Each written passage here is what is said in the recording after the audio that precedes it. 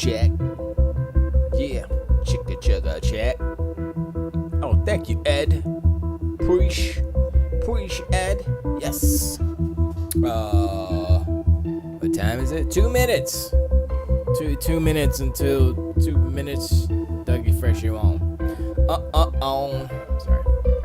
This is an old song that I made 1,000 million years ago. This is an old song that I made 1,000 million years ago.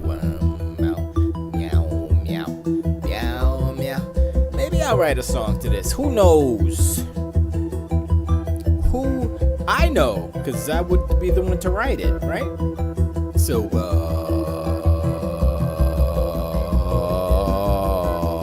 I don't know. We'll see. Like, I ain't got enough stuff to do. 1 minute.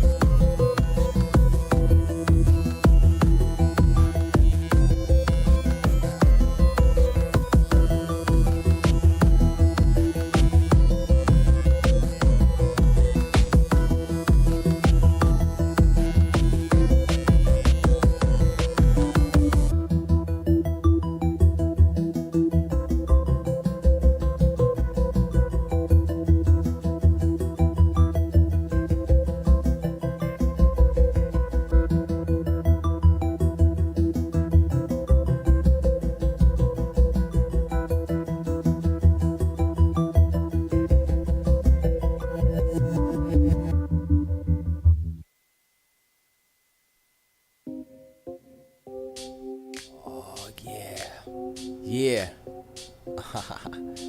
I actually like this song. This is a nice beat. I actually made it for Sheena, but she was like, ew, so it's mine. Yo, I'm tired of the times when I'm looking at the rhymes and I'm wishing that the eyes could be the one that flimes. That's not a word. I'm tired. I am dehydrated. I am frustrated. I am emancipated. Proclamation made it. Not yet. I'm thinking about the future, and you are the set. I bet it's wet in the water, ocean. Yeah, the motion is gret. I'm an idiot. Anyway, I forgot to do that. Hold up. Yada da da. That's what happens That what happened.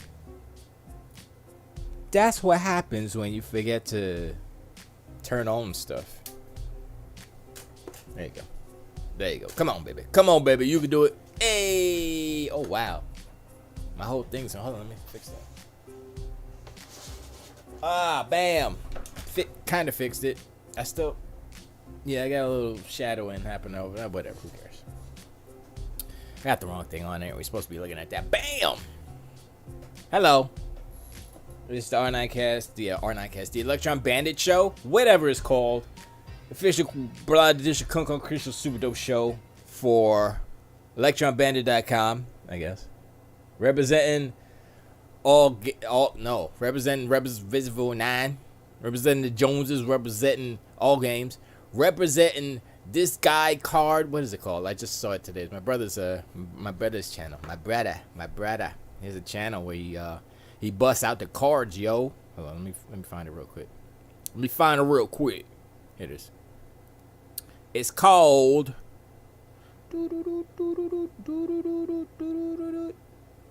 This Guy's Cards. Let me pull it up real quick. So for y'all to see.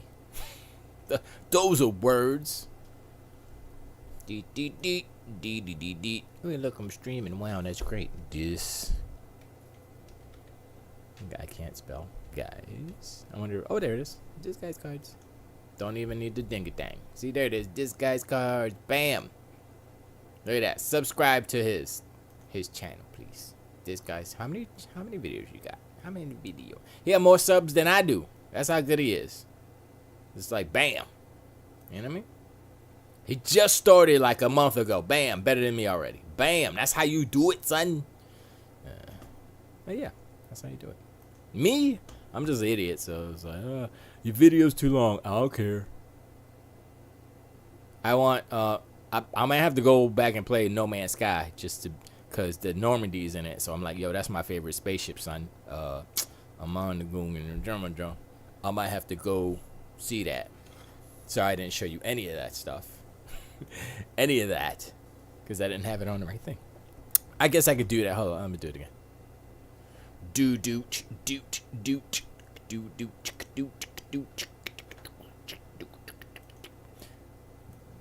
Kill me.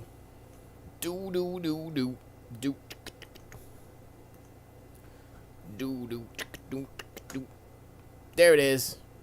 Sub to that. Bam. This guy's cards. That's my brother. He has cards. He gets the baseball cards. He gets the memorabilia. He's got tons of it. He gets tons of it. That's what he do. That's what he love. That's what's up. So do that. It's hot. It's hot in here. Let me adjust. So all day today, we've been me and Bridget. We went around the world, and we went. Well, first and foremost, sub. I need some subs. I gotta catch up to my brother. How many subs do I have? I don't even know how many subs do I have. I gotta change that. Bam. Go back there. And then I'll look it up later. I don't think I put the sub count on it, but it doesn't matter. I'm gonna like myself. There you go. So if you want to be part of the conversation, you can go to Electron Bandit on YouTube. That's where I be at. Or if you can find me on Facebook, that's where I be at. Or go to Twitch, which is R9cast, which I have to change that because I want to change that to Electron Bandit, but I just haven't looked into how to do that. There's a way, because I changed my Twitter handle from R9cast to Electron Bandit because R9cast is a little specific. It doesn't really have to do with me per se, even though I created it and I was the host or whatever. It's kind of a, I don't know how, it's just like, yo, we're moving on from that. We're doing something else. We're trying to do something. We, as in me, I'm trying to do something else to incorporate music and stuff, which is where the Electron Bandit comes in. So, yeah. But today we're going to talk about frames versus pixels, which is the title. And I just made it up like 5 minutes before I got on here because I was like, what am I going to talk about today? Oh, okay. So basically, it's about frames versus pixels. So we'll get into it, but. tangential other stuff, like I said, go sub to my brother. Go sub to the channel. This guy's cards. It's good. And yeah, we sound alike. I was gonna say he sounds like me, but he's older than me, so I sound like him. I think we do. Yeah. You can tell it's like, oh yeah, they're brothers. Brother. But yeah, so today, before how I talk about how Sony about to get smashed this generation. I'm just kidding. I'm not kidding. I'm just kidding. What me and Bridget did. Today's Sunday on this side of the world. Of course, it's like future time in Japan or wherever, or Australia. It's like Monday already. But we went to a birthday party. This is the first outing of the, I don't even want to say post-pandemic because we're still in it. But, you know, we got our shots. Most people, a lot of people got their shots. So we were like, Bonds, how are you? Hope everything's good with you. And delicious foods that your pops be making. Yes. Also, so yeah. So we went to birthday party. It was for a... Was he 2 or 1? I think it was 1. He was 1. He's 1 years old. 1 year old. He's a big boy already. He's 29. He's 30 pounds. 1 year old 30 pounder. He's a big boy. His mom's is big. Not big. She's 6 foot. She's a 6 foot African lady. That sounded wrong for some reason. But that's what she's African. She's African. I'm not saying, oh, she's African American. No. She's African from Africa, African. Right? Man, she's 6 foot. There you go. That's it. That's the simplest way I could describe it. Describe her. She's funny as hell though. She's I was like, okay, I like her. She was like, do you drink? I was like, drink what? I knew what she was talking about. She's like, whiskey. I was like, damn. I would have taken her up on the offer of drinking of the whiskeys. But I just started my regimen of red yeast rice. And it says specifically, I think the first thing it says, don't drink no alcohol when you're taking this. And so I was like, nah. Because, it's kind of like it's associated with your liver, blah, blah, blah, right? So I was like, I mean, if it was just a beer, it would probably still wouldn't be bad or good. It still wouldn't be good. But whiskey? That's a little okay, So I just started this regimen of the red yeast rice. So I want to make sure I don't kill myself real quick and other things. And I want to see if this actually works. So I don't have to take no pharmaceutical versions, statin and stuff, Give me the natural stuff. I'm not like your boy Jobs, like Steve Jobs, even though our names say Steve. I'm not like that. I'm not like holistic. Yeah, I'm going to rub dirt on my hair and then I'm going to be better. Nah. I mean, that was bad exaggeration or whatever, but I'm not like that, but, statins, really? Do I need to take that? I mean, I've had high cholesterol, I'm going to say, all my life. Because ever since I started getting my blood tested, it's been high. It has never not been high. So, and it's never been, like, over a certain number. I'm always, like, 30 to 50 points over. The recommended number that somebody said was the number that it should be based off of what? That's my whole question, but I'm not going to sit here and argue with the doctor. So I'm like, all right, fine. They established these numbers based off of somebody, not my people, obviously, because they would be like, oh, 160? That's a good number. That's normal for your peoples. So, well, whatever, Anyway, I'm going to play this game, eat these pills, see what's the deals. Anyway, so we go to this party. It's at the park. It's a beautiful day today. It was breezy. It was like maybe 80 degrees or something like that. But in the shade, it's like, choo, perfect. You know what I mean? Had the coolers full of beverages. I had a Sprite because I'm like, hey, I'm at a party. I'm not gonna be drinking beer, but Sprite, let's go. Sprite used to be my jam. Back in the day, little kid, not worrying about cholesterol or high blood pressure, all that stuff. Just a kid eating just garbage. McDonald's, even though McDonald's ain't the best. But it's like, if you get some fries and you get a shake and like a fillet of fish or chicken sandwich, it's like, it ain't that bad, right? It's like kind of muscle memory. It's like McDonald's, when you think about it, it's like not really good food. It doesn't taste good. But there's something about the chemical. Like, I drive by McDonald's like every day. Like, part of my route is not part of my route, but it's in on the way. And on the way back to the office, I always smell the McDonald's smell. And I'm like, okay, that's the McDonald's smell. What is that smell? It's not like, oh, that's barbecue chicken on the grill, or oh, that's hamburgers right there or something. No, it's just that smell, that oil or whatever they use. That's what it is. I'm like, and that's what their food tastes like. That you're like, yeah, that smell like the fries, except not as delicious. I don't know. Bond says, I got my niece the Gauman drawing tablet. I know the garbage food consumed young will jurt you when you are old. Will jurt you. I like jurt instead of hurt. Jurt. Just hurt, jurt. That is true. That's why I stopped eating. I stopped eating McDonald's and all that fast food stuff.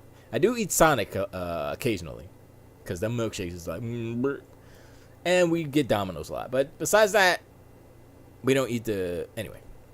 So, Bonds, what's up with that tablet? How's she liking it? Give us a.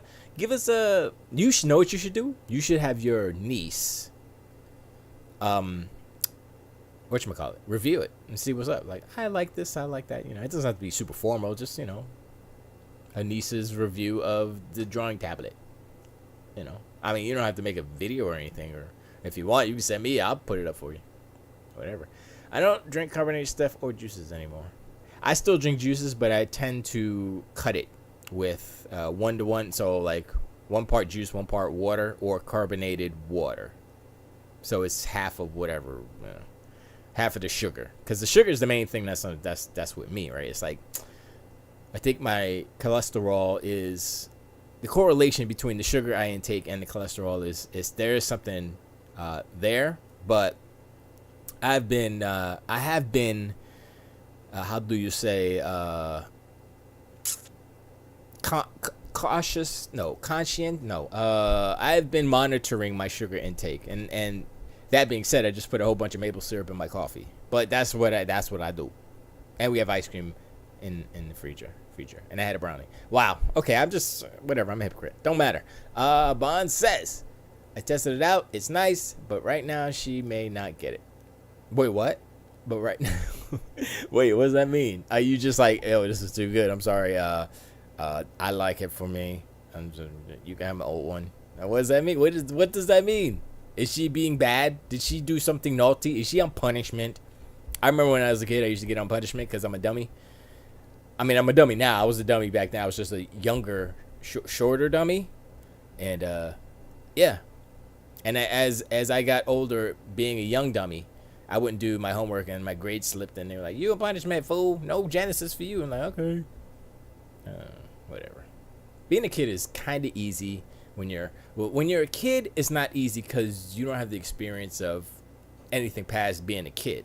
But once you get out of a kid, you look back and you're like, oh my God, it was so easy when I was a kid, but I'm such a dummy. But, I mean, you know what? I can't say that for everyone because everyone's experience is different. But generally speaking, kids without any massive dramas and stuff, and dramas and traumas, it's not as bad as you may think it out to be. She was giving her mom some attitude for leaving it on the floor yesterday. Yep, leaving stuff on the floor, etc. Typical kid. Wait, so she was giving her mom some attitude for leaving it on the floor. Okay, so her mom was yelling at her because she left, because your niece left it on the floor, and she, yeah, I would say 2 strikes. Give it 2 strikes. Like you said, typical kid, right? But 2 strikes and you're out.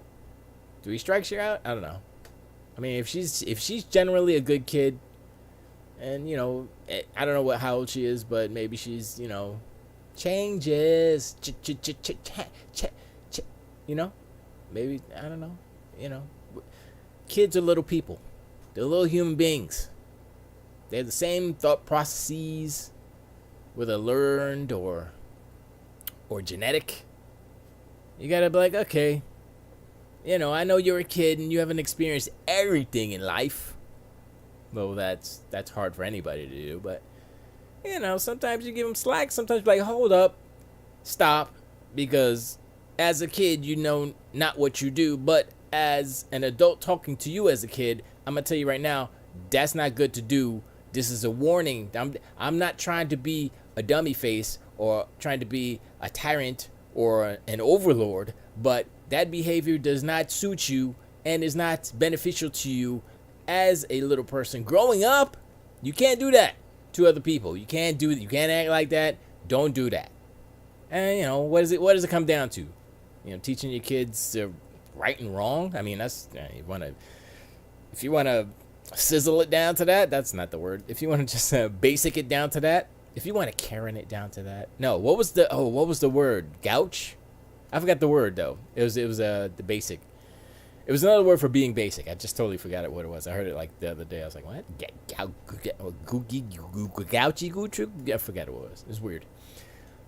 But yeah, I mean, as older people, it is our jobs to try to guide the younger generations in the right path so that we don't have dumbasses that grow up to be politicians and people with power. Because you want the people with power to be nice people, to be honest to a certain extent, so that it is not all about them.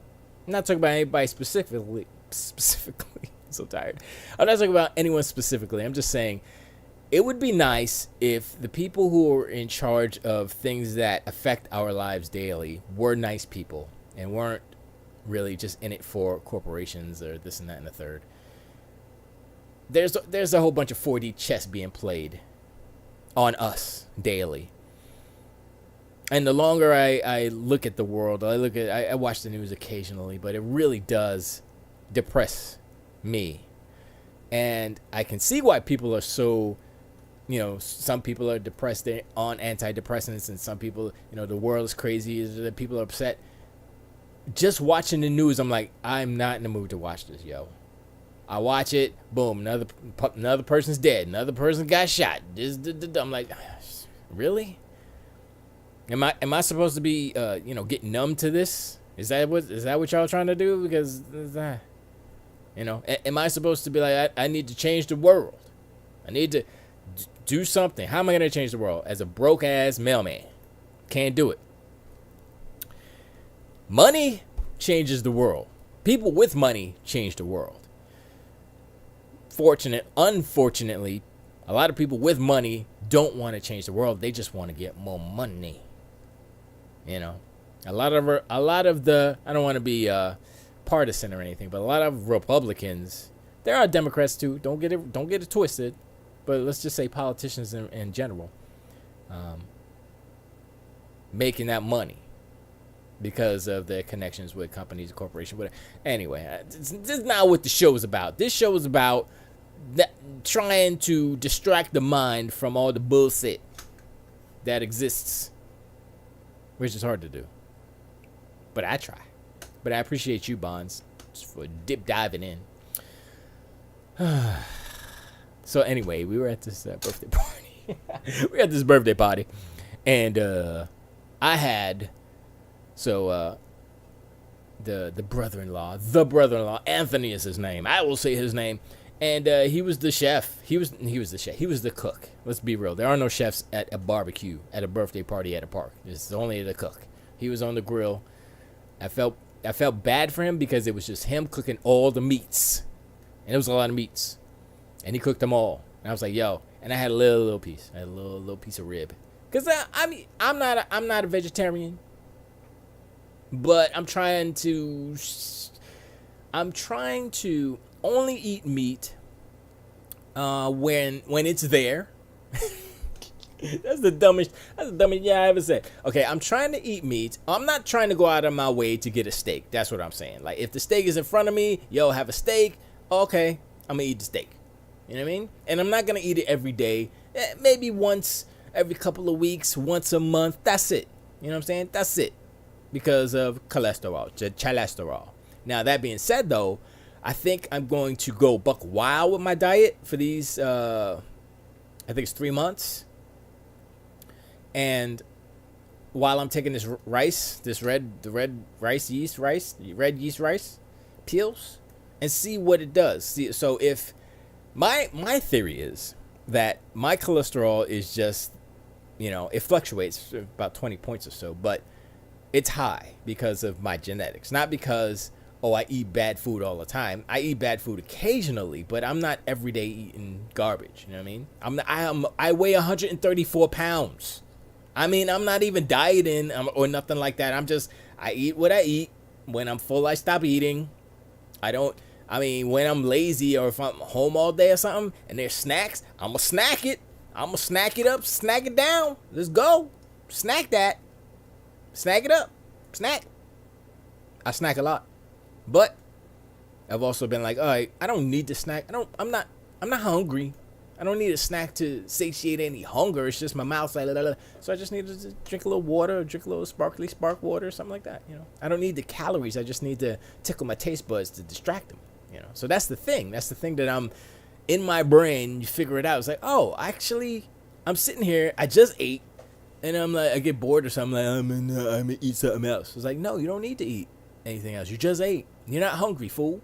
So your mouth is just like, hey, I'm kind of hungry, but it's not. It's an oral fixation of sorts, if you will. I used to chew a lot of gum when I was a kid, and I stopped chewing gum because it gave me headaches. It gave me a headache. I used to get them lightning bolt. I guess those are migraines. I don't like to call them migraines because Bridget gets migraines. That's no joke. When I get a migraine, I say, okay, this is a migraine, but I'm not gonna say nothing because please, she's the champion. All right, she's like, I'm the queen of the mic. Hello, how dare you coming to my castle? Yeah. So once in a while, I don't know, 5 times out of all the years I've been alive, I might have had an actual true migraine. And that includes like those lightning bolt joints, so like you like and then like I was like, ah, and then it goes away. I was like, what the hell? What was that? That hurt. And that was when I stopped. I wear a mouth guard now because I used to like clench my teeth at night. I still do, but the mouth guard softens it a little bit and it doesn't cause as much, I guess, trauma damage to the teeth. And I don't get the headaches anymore. Like those lightning bolts, I don't get those. Anyway, we're not talking about it. Anyway, we're at the barbecue. We're at the birthday party. And I had a piece of rib and I had a Sprite, like I said before. And I had a big giant cupcake. It was a regular sized cupcake with the frosting. I was like, I think they were Publix cupcakes. And some macaroni salad. And that's all I had. It wasn't a lot either. It was like, the rib was little like this big. And this much of macaroni salad and a cupcake and the Sprite.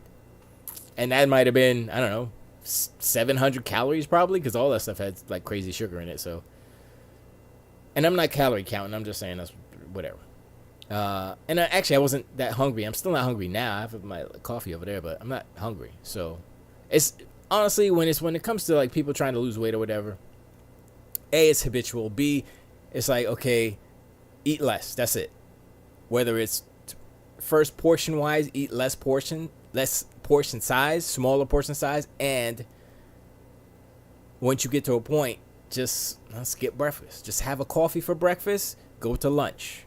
You know what I'm saying? You're not gonna die. It's okay if you skip a breakfast. You know what I'm saying? It's all about the total amount of calories that you intake and how much you spend. And if you spend more than you intake, you're gonna lose weight. If you don't spend as much as you take in, you're gonna gain weight. Simple math. Just do that. Anyway, I don't know why I'm a dietitian now. So we're at the party. There's a lot of people there, and I know it's COVID time still. Not everybody there was vaccinated, but we were. So it's still not good, because here's my thing. Even though you're vaccinated, you still can get sick. You can still get COVID. You just won't get, I'm in the hospital dying COVID. You'll get, I got a little bit of I got the mini flu. You think it's the mini flu, is actually COVID, but. So we took a huge risk. I don't like it, but you know what? Once in a while, sure. I don't know, man. I got mixed feelings about that. Then we went to my brother's. and chilled over there for a bit. Everybody there was vaccinated, so it was better. But the fact that we went to the birthday party first, and then meaning we could inadvertently bring it over there to them, even though they have gotten their shots. And we've all gotten our shots. We still can spread it and still get sick, and that's the whole thing. I want to make sure that everyone remembers that just because you got your vaccines doesn't mean that you are protected 100,000 million %. It's only to prevent fatal extreme illness.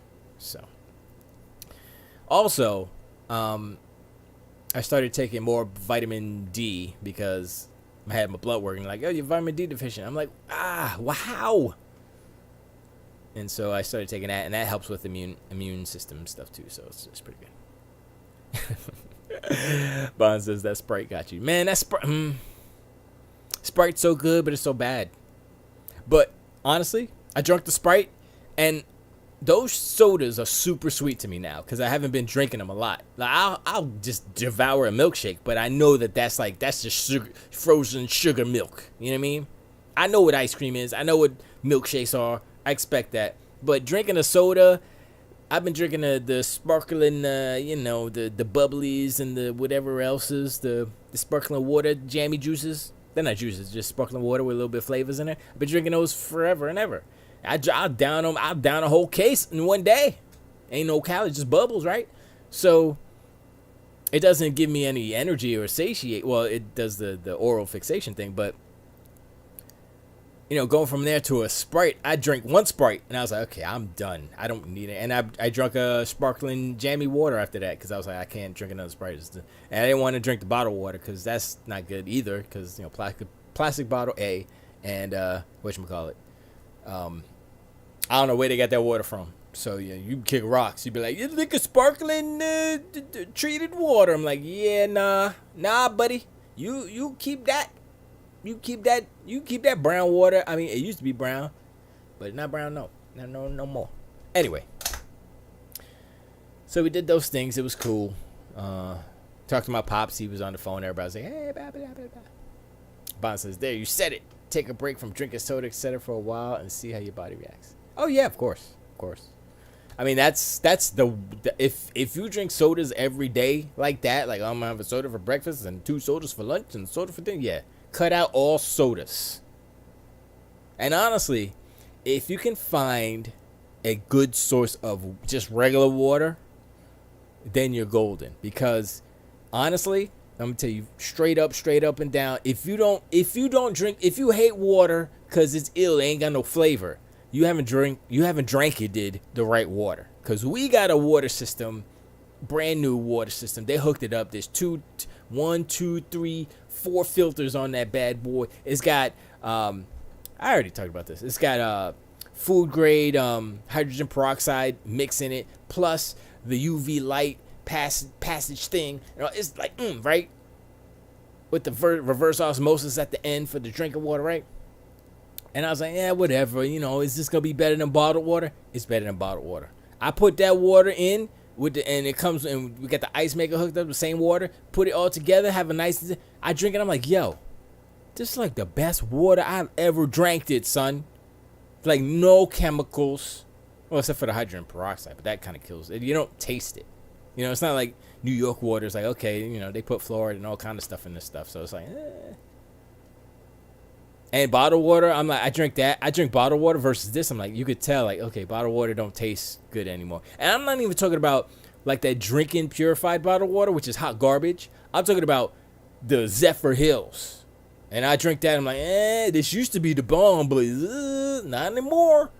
So you drink the right, beautiful, delicious water, you be like, okay, this is what's up. Bond says, if I drink sodas today, I may have a reaction to the sugar infusion. yeah.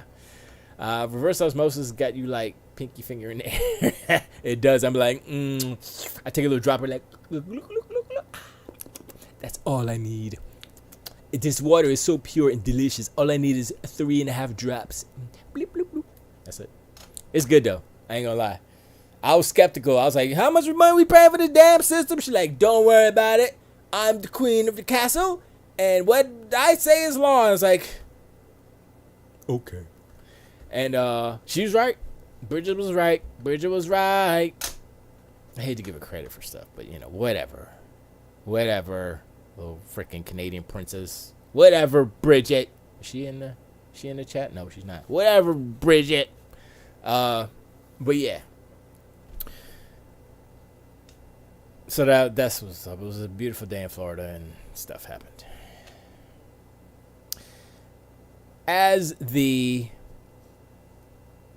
Well, first I want to talk about the Bad Batch real quick. A real quick summary.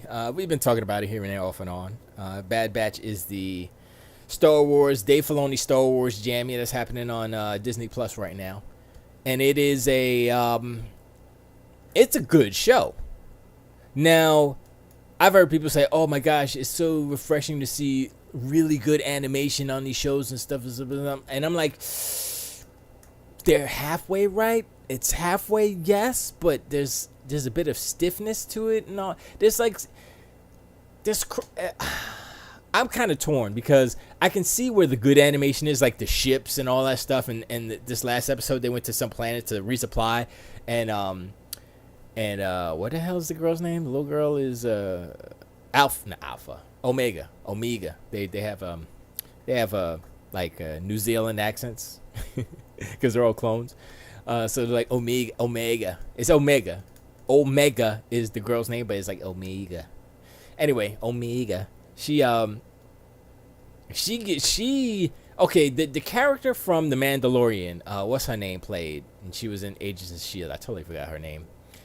Bond says, Star Wars The Bad Batch, I like it. Make 10 episodes between the live shows. True, that would be cool. I think there's going to be more than one season, but I think that would be cool. But anyway, she was in the last episode. Spoilers, but not really, because I already knew she was going to be in it, so it wasn't, you know. And she was trying to, she's still a bounty hunter, obviously, and she was trying to get Omega. I guess they had a bounty on her from Kamino, so they were trying to get her back or something, or the Empire maybe is trying to get her. And what's her name was grabbing her, so she's basically kidnapped by her. And then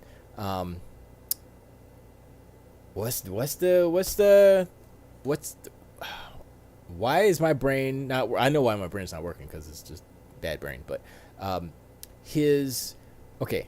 it's right on the tip of my tongue. Gosh darn it, his face is in my brain. He looks like freaking Solid Snake. He is the whatever his name is. But anyway, he was, chasing after her in the traffic and stuff. And he had like a bike. He had like a whatchamacallit, not a speeder bike, but it was something like that. And they were doing a chase sequence, and it was pretty good animation and stuff. But there's still some shortcomings as far as the character animations themselves. So they still feel a little rigid and stuff, but overall animation is really good, especially ship stuff, special effects and all that. It's real good. So, and especially for it being a series like this, and it's all CG. So I was like, okay, yeah. But I do like it, and that's me not even watching any of the previous stuff, the Clone Wars or any of the Rebels. I didn't watch any of it. We got the Clone Wars, the movie that came out before the series, and I watched it. I fell asleep, and I was like, I can't. I don't like it. Aloha, legend. How are you? Hopefully everything is good with you and Hawaii and your family, of course. So yeah, Bad Batch is cool. Yeah, watch it. Even if, like, for me, I didn't watch any of the other Filoni stuff, any of the Rebels, any of the Clone Wars stuff. I didn't watch any of it. But if you've watched the movies, you can get into this, because this happens right as Order 66 happens. And it happens, Order 66 happens in the first episode, and it goes on from there. So it's pretty easy onboarding as far as that goes. So you're not lost, like, oh, who? I mean, the characters, yeah, they're from, I think, the last season of, was it Rebels? I think they might have been the last season of Rebels or last season of Clone Wars. I'm not sure, but I think it's Rebels. But yeah, it's good. Watch it. It's good. So, what else? I talked about the Blood, Death, and Robots already. Season 2, that was good. I'm trying to think. Okay, game-wise, thank you for the big boop. Game wise, I've been playing through Psychonauts, the first game from OG Xbox. Came out in 2005. Okay. I'm gonna be real right now. I'm gonna be as soon as I fix my microphone, I'm gonna be real, right? Kaijudo, how are you? I hope that everything's going good with you in Nueva York. I mean, Bond's up there too, so, but I got some free game news. Take advantage of this. Trust me. Okay. Kaijudo says NBA 2K21, excuse me, is free on Epic Games. The mods you can put on this game is dope. Just do it. Nice. I might have to do that. I might have to start copping games from the Epic Game Store because, yeah. I mean, if it's free, sure, and they're spending all this money for it, sure. I mean, I already signed up. I think I'm already have an Epic account because I download Unreal. Yeah, do it, man. Yeah, I'll definitely do it. I haven't downloaded anything from Epic, but I definitely have a Epic game account, so it's all good. Bond says Loki show. I got that game too. Loki show is gonna be dope. Dude, the games they give away is so damn good. That's true. KG says I just came from a VR wedding. Peeps getting married in VR now. Yo, Kaijudo. You talk about VR a lot, so I'm going to say this. You probably do this already, so the only reason I'm saying this is because I have not been listening to How Loudcast. I don't even know if you still do the How Loudcast, but this always happens when I switch phones. I got to re-find all of my podcasts because the podcast apps are like, nah, son, you know. And I think I looked for yours. I don't remember what happened, but I'm gonna definitely look for your podcast if you're still doing it. I hope you are. Do you should do a VR podcast? Not a podcast in VR, but a podcast about VR. KJ says I stopped for a bit, but gonna reboot it in a bit. Been busy. Okay, so this is what I'm saying, right? It's a good idea. Good. I'm glad you think it's a good idea because that as someone who doesn't have VR. Now I was at this birthday party today at the park, and I was speaking to the younger generation, meaning 13-year-old, gonna be 13-year-old, right? So core demographic of, wow, this is what the future is. This is the future teenagers. Into VR. He has the Oculus 2. Not the Quest 2, but just the Oculus 2. I don't know. I think that's it. Anyway, he was deep into it. He was like, I only get the little demos and the free stuff because, you know, he's like 12, 13. He doesn't have a job. So I'm like, okay. As for me, like, I don't have a VR, but like for him, he would probably listen to it because it's something that it'd be like, oh, you could like recommend games, you could recommend demos, you could recommend games that are free, you could recommend games that may cost a little bit of money but are worth it. Like, oh, this game is $5, but you get a million hours of this game. It's kind of worth it, so get it. You know, yeah, it's $5, but you know, it's all right. Peter says, yeah, I've been telling kids all over VR. It's the Oculus Quest 2. I don't know if he has the Quest 2. I asked him, and he said, no, you got to hook it up to a computer, so it's not the Quest 2. So I don't know exactly what he has. I'm not too sure he knows exactly either, but whatever, it doesn't matter. They have podcasters that do after parties in VR. But that's not what I'm saying, though. Like, what I'm saying is this: it's a regular podcast, right? It's a regular podcast, but it is about VR. And so it'll give people who don't have VR a perspective into VR to, you know, possibly get them into VR, or, you know, just stories about VR that, you know, kind of spread the word. Because I haven't really seen. I've seen a few like streams or a few videos on YouTube, but oh, we're in VR, but those don't go well because if you're not wearing a VR helmet and you put out a video that is from the VR perspective, it's just it's hard to watch. It's hard to watch. So it's like that's not gonna work either. So, yeah, I would definitely, yeah. I think that's something that can be served or serve. It could be a service for the for the burgeoning VR market. Get in there, and you could do the VR after party too if you want to, but give us the podcast beforehand, and like it doesn't have to be 2 hours. You could half an hour, or you can do it as you could actually do it as like a YouTube video series. So it's like 7 minutes on VR stuff, maybe one game at a time. This is the VR corner with Kajudo, boopity beep boop, and you just talk about a game, or you talk about an experience. Oh, so I was in alt VR alt whatever, and this happened and that happened, and then the whatever stories in VR, whatever. I mean, you're the master, so it could be cool. Oh yeah, and the history of VR too is actually an important thing to kind of go back and look at and see, like, the jumps that were there and how it's kind of progressing now, and it's progressing faster than it was before, obviously because of the way technology works. But I know what you mean. Reg mic and upload to Stitcher, iTunes, sometimes. I know. Yeah. Kaiju says I know those VR podcasts are bad to watch. I've been saying it. Yeah, exactly. Bond says VR has been a promising thing for 20 plus years, or I got it wrong. No. You I think back in the day, VR was like new and exciting and like, oh wow, cool, but it wasn't nowhere near ready. The technology wasn't there, the power wasn't there. So it was bad because, we didn't have the power. Kaiju says, yeah, that's a good idea, gonna do that. Cool. I appreciate you taking some of my advice. Oh, whatever. I don't I mean, you know what I mean. I'm glad to see that you will, maybe do it. And I'm gonna definitely watch, listen, or however you put it out. I'll ingest it. How's that sound? That doesn't sound good. But yeah, you know what I mean. But like looking at the history of VR, Sega was gonna put out a VR helmet, but they didn't because I think it was before the Saturn, and then the Saturn got in the way. And Saturn messed up.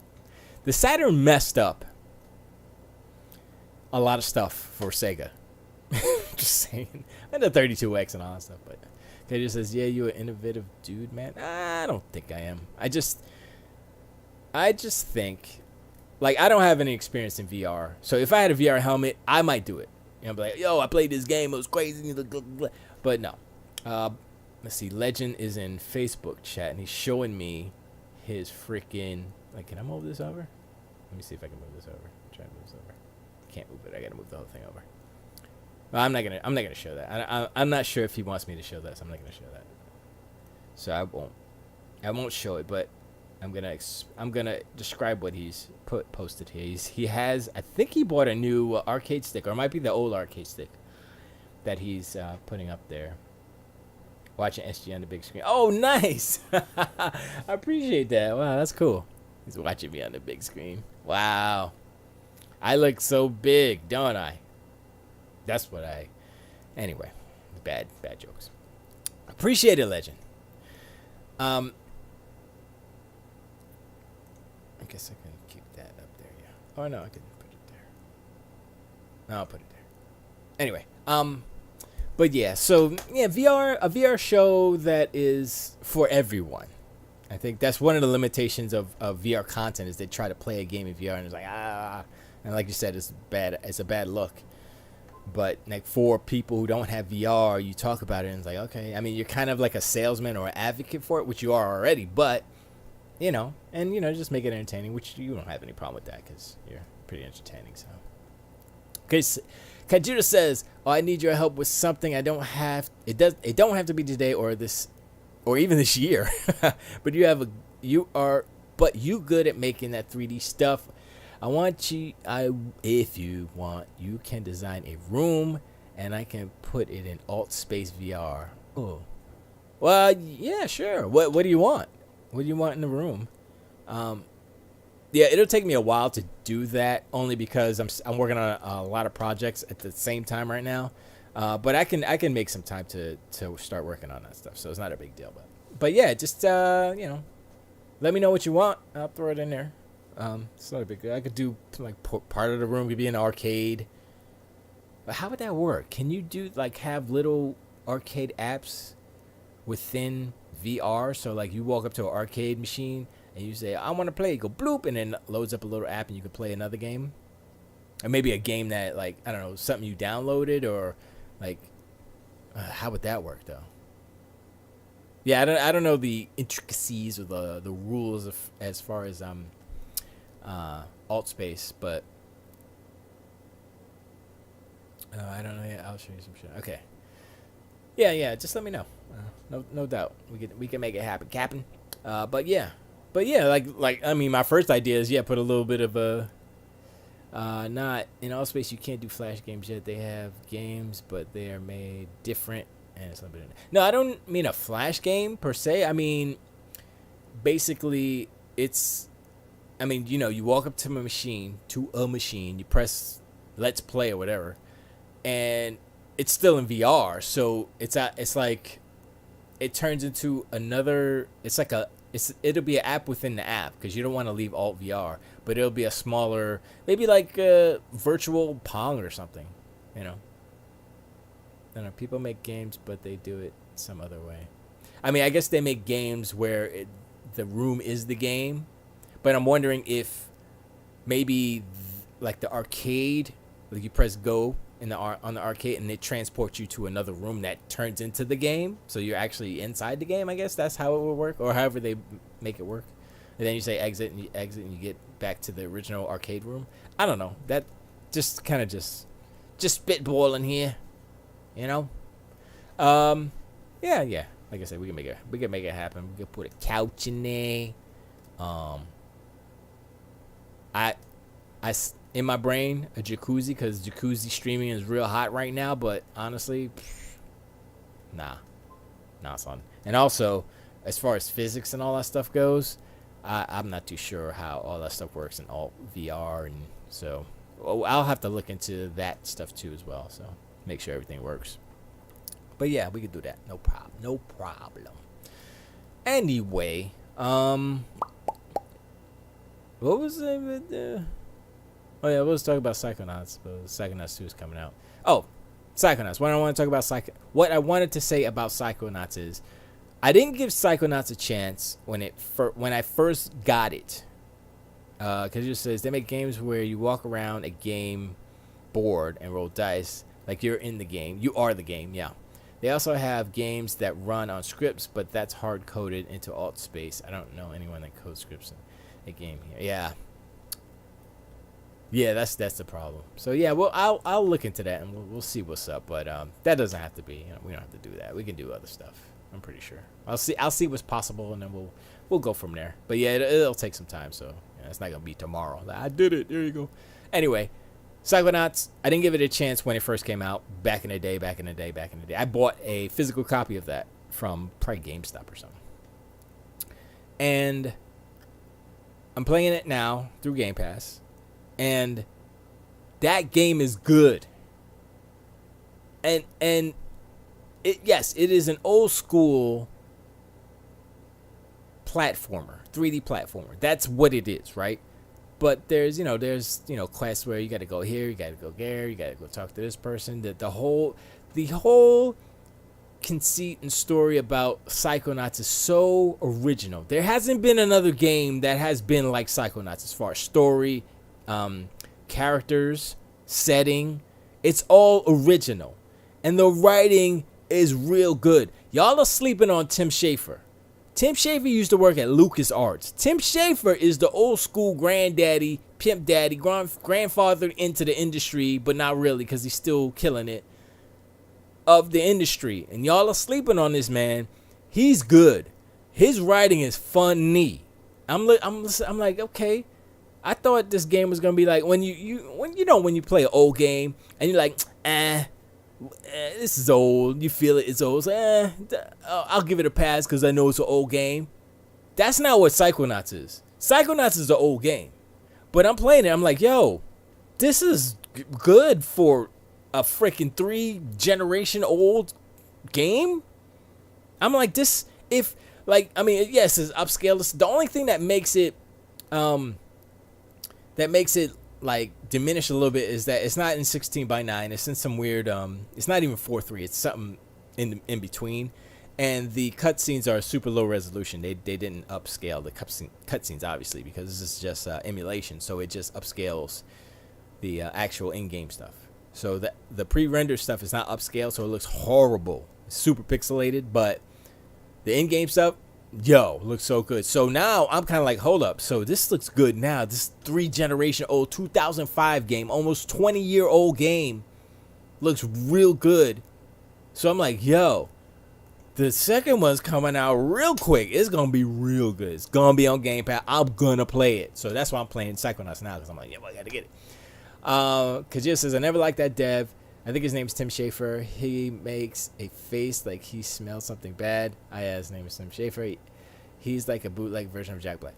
Okay, I mean, regardless of how he looks, he's still a funny guy. Like, if you listen to him in interviews, he's not snarky, but he's very witty, and he's like, he doesn't like, you know how some people like exaggerate and talk funny and all. I mean, I do that too, so whatever.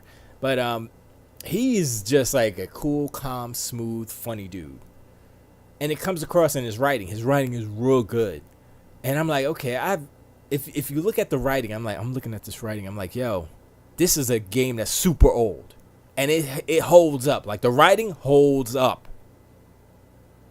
And like, so for back in 2005, this was like the best of the best, but it didn't do good because it was on Xbox. And back then, Microsoft, see, here's the thing that people, I don't know how many people know this, but Tim Schafer went to Xbox, like, game. And then Xbox turned him down. And it's like, nah, we're not publishing that. That's hot garbage. Get out of here. Or, nah, people ain't gonna know about what the jumping into people's minds and psyche, let's get the luggage, the baggage.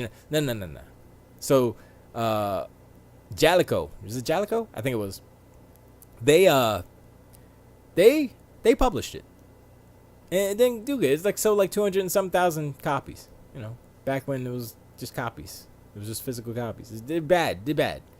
I mean, I will assume right now that there are more people playing Psychonauts, the first game, than there were back when it launched. I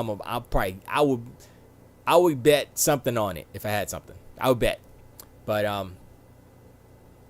yeah, Legend says I might go check out. Oh, sorry, my bad. Let me try to get this bigger. There we go. I might check out the next gen VR for PlayStation. I'm sure they will showcase it at the next E3. If it's good, I might get on that. Well, Sony's not gonna be on E3 but they'll have their whatever around the same time. So I know what you're saying. I mean, I guess. I don't know. I mean, if they get a deal with Valve and get Half-Life Alyx on PSVR 2, I don't know what they're calling it. Sure. But honestly, it hasn't. I know VR is cool, but it's not there yet. It's getting there.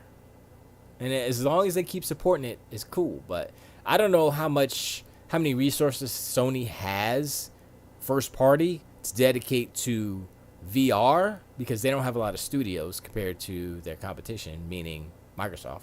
They have about half the studios. So if they're going to dedicate portions of those studios to VR, then how are they going to put out all these AAA bangers if that's all they're concentrating on? Like, that doesn't. So they're going to have to just do third-party exclusives or something? I mean, I don't know what they're going to do. It's just, I don't know. And they tend not to be like Half-Life Alyx. Half-Life Alyx is like one of the rare exceptions. There were other games that were kind of, sort of, but not really. So Half-Life Alyx seems to be the biggest VR game, AAA game, I guess. But I don't know if Sony's going to put a banger out like that, because that costs a lot of money. And I don't know if they have the studio to do it, because they're concentrating on regular AAA bangers and not, VR stuff. So I don't know. We'll see. But yeah, Tim Schafer's good. And playing the old Psychonauts, Bond says Half-Life Alyx is good in VR. Yeah, I mean, that's the only way you can kind of play it. Playing the old school Psychonauts gets me a little bit hyped for Psychonauts 2. In that I was sleeping on Tim Schafer as a writer and as a creative mind. And now with this next-gen power, even though this is like a last-gen, next-gen, this is a cross-gen game, but still, even that, comparing to what he did back in the day, I'm like, yo, if they get the controls perfect, then Psychonauts 2 is gonna be real good. And plus, they got the extra budget from Microsoft to actually put the bosses back in. I just finished the section of Psychonauts where you go into the mind of a giant mutated lungfish or something, right? Yeah, I think it's a lungfish. And inside the mind of the lungfish, there's a little city, and there's little lungfish civilians running around, right? And you are a giant kaiju, basically, and you're running around, and they call you Goggalore or something because you have goggles on. And so they're like, it's Goggalore, and it's like monster movie camp. It's so funny, and I'm like, okay, that's pretty good. It's like, oh, Goggalore, look out, Goggalore, and then you try to get with the rebels in order to break them out of jail so that they can go and you have to go and knock down the tower so that it frees the minds of all of the lungfish. So it's so, this is one part of the game inside the mind of the lungfish, which is just one of the minds in this whole game. So think about this game as there's a bunch of characters in this game, and each character is basically a level because you put a door on their head and boom, you go into their mind, and then you see what's going on in their mind, in their psyche. What's their issues? What's the skeletons in their closet? What's going on? And it's interesting because there's different layers. Like the first mind you go into is the training, and he's like a little military dude. He's a little military coach. And you go in there, and it's kind of like a training thing. And you go in there, it's like all wartime, and it's all planes and stuff flying around. And you gotta collect figments of imagination. It's so creative. And the fact that you can go into a mind, right? And that mind could be anything. If the person is crazy, you're going into a crazy world. If the person is boring, it's just a white room. You know? If the person's into cars or racing, it's probably a race level or something. If the person is into skydiving, you're falling out of a plane. That's the level. It's crazy. I mean, those are examples. That's not what I played. That's not what it is. But Legend says, I just picked up Trover Saves the Universe on PS5. It was on sale for $10, but I still haven't played it. I think that's pretty good because that's from the writers of Rick and Morty. Basically, that's what they're doing. So yeah, I think like stuff like that is pretty good. Those smaller kind of funny experiences. Yeah, I would say that I mean, that's a different type of humor, obviously.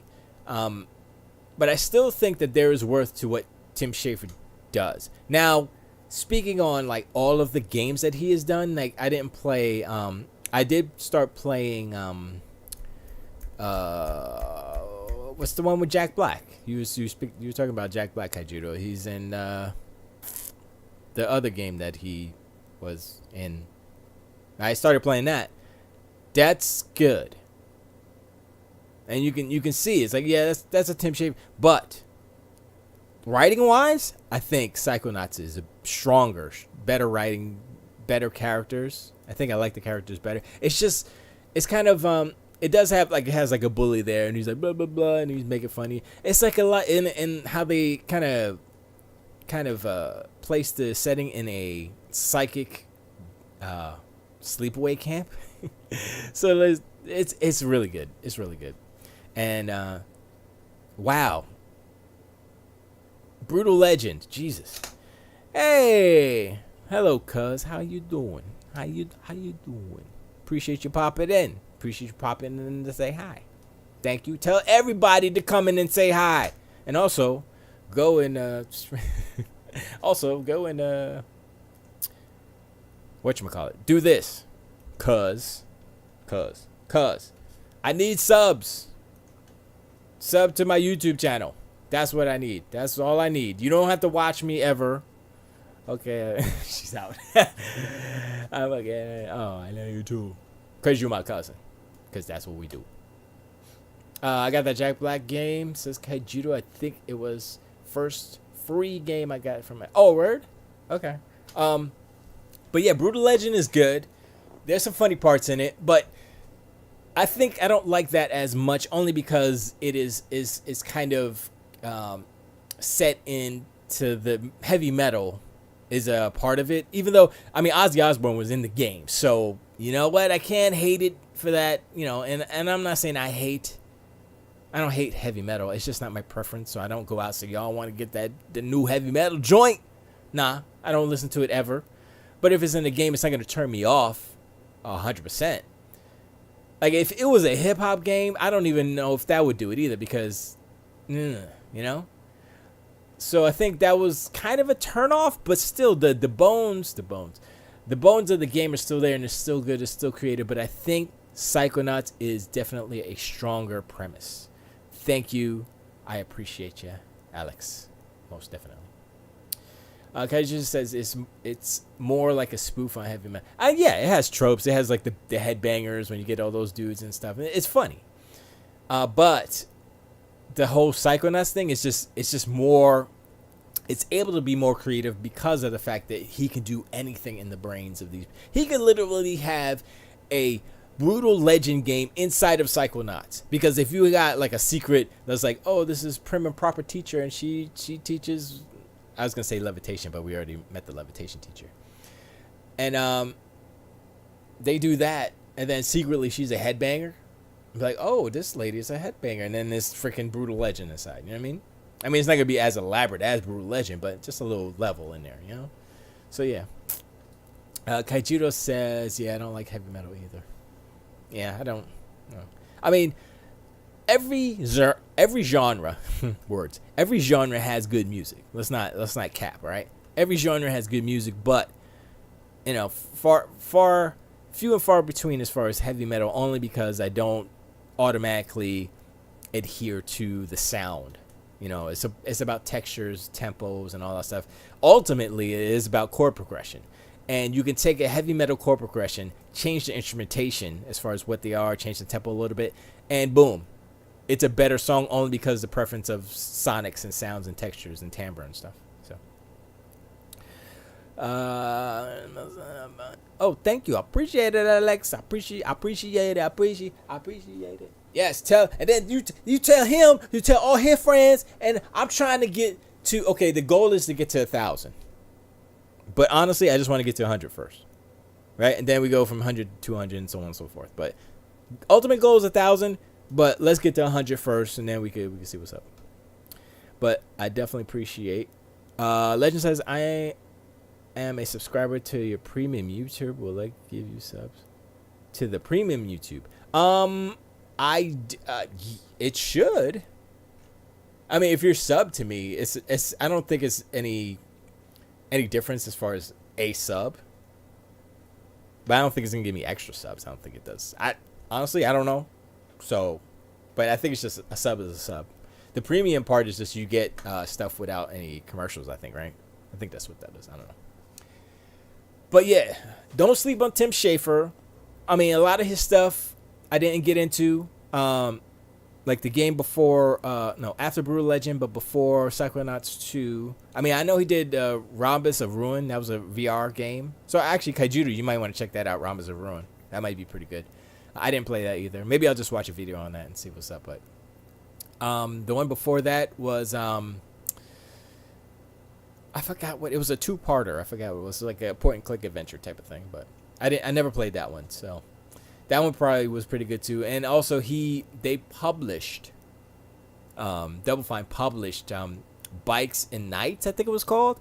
And I started playing that, and it's a creative game. It has a specific art style, so it's different.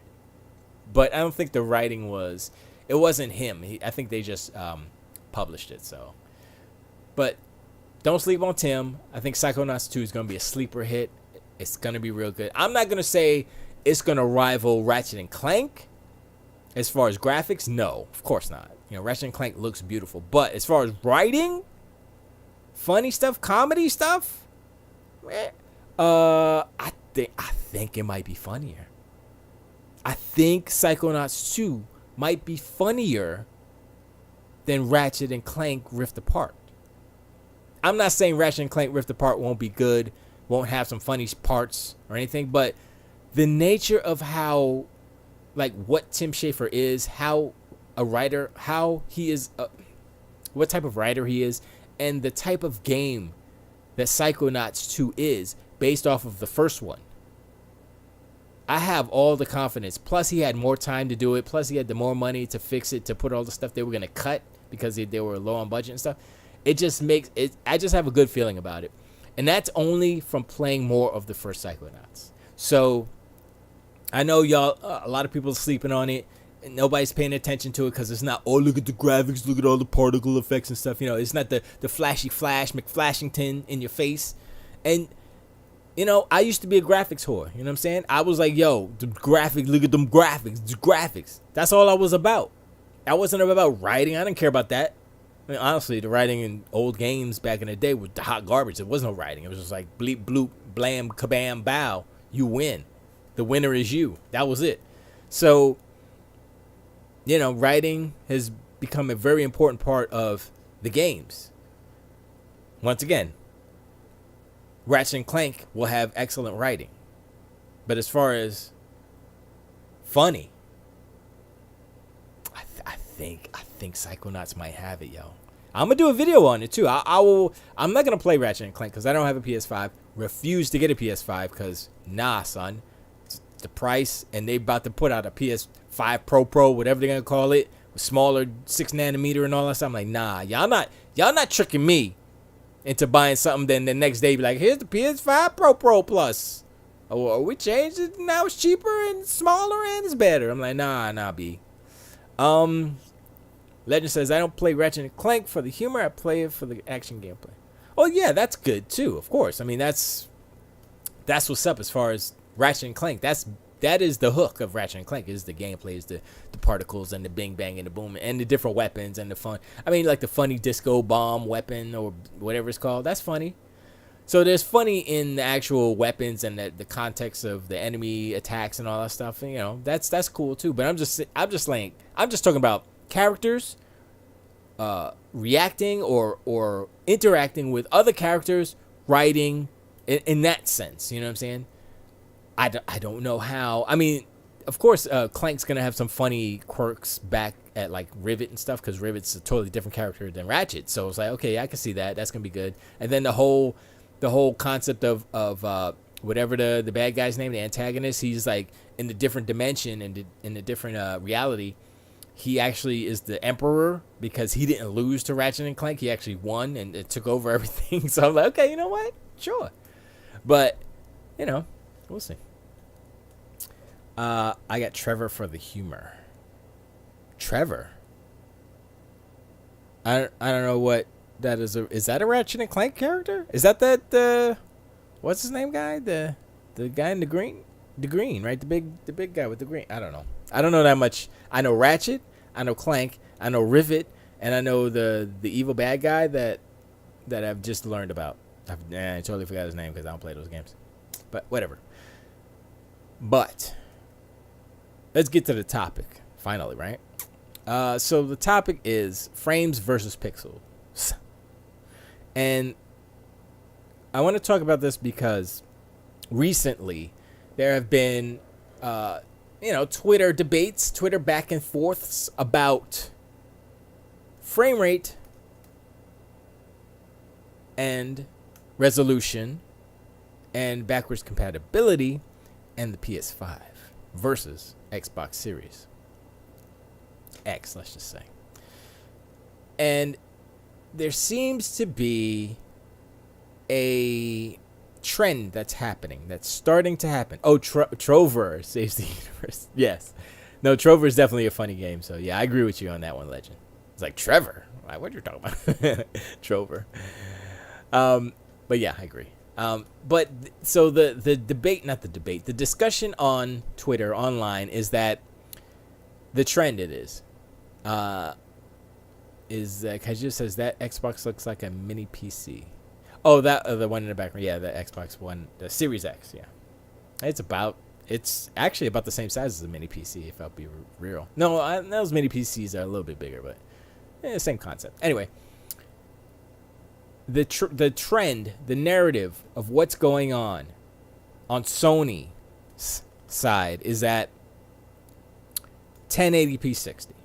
To simplify it, 1080p 60. So, the Returnal comes out, and the facts come out that the game runs at 1080p native Unreal Engine, whatchamacallit, not upres, but what is it? Shoot, I totally forgot what the heck it's called. Is upres to 1440, which is then checkerboarded up to 4K. So they took 1080p and then whatchamacallit it up inside Unreal to 1440p and then checkerboarded it up to 4K. So that's a 1080p native game. 1080p 60. And that's the only way they can get it to 60 is to have it 1080p, right? So that's Returnal. Not saying anything about the graphics or the quality of it, blah, blah, blah. But that's what it is. That's how that works. That's how that game works. Now, we move over to the next game, which was my brain just... I bet they can mod that into a mini PC. Yeah, of course. Yeah. Yes, they can. Because it's all of it comes out as one piece, basically. So they could probably make any kind of case with it. Anyway, the next game that was on the list of, this game is not even it's not 4K. It's a cross-gen game, I believe. It has to be a cross-gen game because I'm talking about it and they compared the Xbox, and I got to look it up because I don't remember what it was.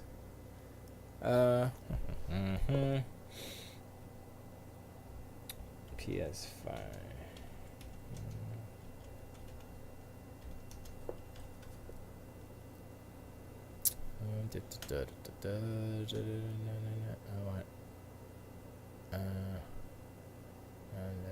Biomutant. That's what it was. Biomutant. So Biomutant. Pull that down here. Boom, boom. I can go here. Biomutant runs at 1080p 60 frames on PS5 due to technical limitations. It will run in 4K on Xbox Series X. So this is the second game within weeks that has been 1080p 60 frames per second. Now, the ponies will come out and cap and say, oh, but that's a PS4 game. That's what they're going to say. And yes, that is true. But it is also an Xbox One game on the Series X side. So why is it 4K 60 on the Xbox Series X and it's only 1080p 60 on the PS5? Due to technical limitations. What's this? Is this a trend that's going to keep going? Is this going to keep happening with a lot of these games? And if Sony said, this is what they said. Nah, I'm not making this up. This is what they said. They said they're going to support the PS4 for 3 to 4 years. They said this last year or at the launch, or soon after the launch. So 2024 is the first you're going to see an actual PS5 game, because Ratchet and Clank, as good as it is, it's close to being a PS5 game, but I'm going to be real. I don't think that's a real PS5 game. Or if it is a PS5 game, but honestly, I'm going to be real again. I think that every game that's coming out for the PS5 right now can run on a PS4 with a couple of little tweaks, pull this down, pull the resolution down or something like that. But people are going to cap, and they're going to say, well, you can't do the going through the different switching the worlds like that on the PS4 because it doesn't have the SSD. And I'm like, that's true. It'll take longer to switch worlds. That's the only difference. So it's like the game can run on a PlayStation 4. It's just not going to run as good. It's going to look worse. And the loading times, which there are loading times in Ratchet and Clank, believe it or not, they're just really fast. They will be longer. But there's nothing in that game that says, oh, it is impossible to run this on a PlayStation 4. That's not true. That is not true. If they don't put it on the PlayStation 4, it's because they don't want to put it on a PlayStation 4, not because it can't be done. See, that's what y'all got to realize. Most of these games, even if it's a PlayStation 5 from the ground up PlayStation 5 game, they could do a PlayStation 4 version. It won't be as good, won't look as good, won't run as good. It could still be on there. You know what I'm saying? It's just like if you look at back in the day when they had arcade games, right? Like Space Harrier, yo. Oh, that game was hot in the arcade, and then they made it for the Sega Master System. It was hot garbage compared to the arcade, but they made it, and it ran. That's if you want to look at it, that's a stretch, right? But that's what's happening. That's what's up. They can do it if they wanted to. It's not impossible, you know. Bond says, I think that was the first game giveaway on Epic. You don't know Jack. I saw that game also on Good Old Games. I think I went to Good Old Games like once. I was like, I'm good. Went to the website, like, oh yeah, it's never mind. But yeah, so the whole thing about the PS5 is that the whole technical difficulties is that in order to get a PlayStation 5 game to run, a PlayStation 4 game to run on the PlayStation 5 with PlayStation 5, features and such, they have to actually take that PlayStation 4 game and not remake it, but they have to make it for PlayStation 5. They have to go in and change some stuff to make it use PlayStation 5. If they don't do that, the PlayStation 5 runs in PlayStation 4 BC mode, backwards compatibility. Remember when Cerny had the talk, he was like, there's 3 different modes, the 3 different speeds. One was PlayStation 4, one was PlayStation 4 Pro, and one was PlayStation 5. These are 3 different modes that the PlayStation 5 runs in. And that's why these games are running the way that they are, because it's not like, oh, you know, like a game like this is like, oh, it's 1080p 60 upscale. That's a PlayStation 4 Pro game. That's what that is, running as a PlayStation 4 Pro when it's doing that. And if it's backwards compatible, it can't run in a PlayStation 5 mode because it's not a PlayStation 5 game. And for some reason, this is how they built their system. This isn't like, oh, the devs are lazy. No. This is not it. This is how the PlayStation 5 works. If you do not make a game specifically for the PlayStation 5, it will not run as a PlayStation 5 game. It's going to be a PlayStation 4 Pro game. And that's why all these games are coming in at 1080p 60. And I wish that Sony would have actually explained this. I mean, Cerny did explain it in his talk. But you gotta put the pieces together. You be like, okay, wait a second. So you got 3 different modes that run. So why would you have that? Oh, if you have a PlayStation 4 Pro game, or if you have a game that has a PlayStation 4 Pro patch, it will run that on your PlayStation 5. And that's what's happening to all these games. And people are like, oh, but, cap. I'm like, what are you doing? This is not a PlayStation 5 game. It's a PlayStation 4 Pro game. It's a PS4 game, and y'all are capping for it. And then it runs 4K 60 native, no problem on the X, because of how they did their backwards compatibility. And everybody's making fun of Xbox. Oh, it's all old games. Nobody want to buy no new console for old games. This ain't an old game. It's a new game. But the fact that it's on the overlap and all they made were old, they didn't have the PlayStation 5 to make it like that. Maybe they did, but not enough money. They can't even take advantage of the PlayStation 5 because of how Sony built the PlayStation 5. Kaiju says, I need to get a Pro before a PS5. Sad. Paid all that money for a PS4 Pro game. That's bad. And is it $70? That's ridiculous. That's another reason why not to buy that version. If Biomutant ends up on Game Pass, come on, son. It's like game over. It's like, first of all, PlayStation version is garbage. Oh, it's the worst version. Don't get it. Third of all, skip the second. Third of all, is on Game Pass. No contest. Also, I played Scarlet Nexus. I played the demo Scarlet Nexus, and I'll talk about that in a few. It was pretty good.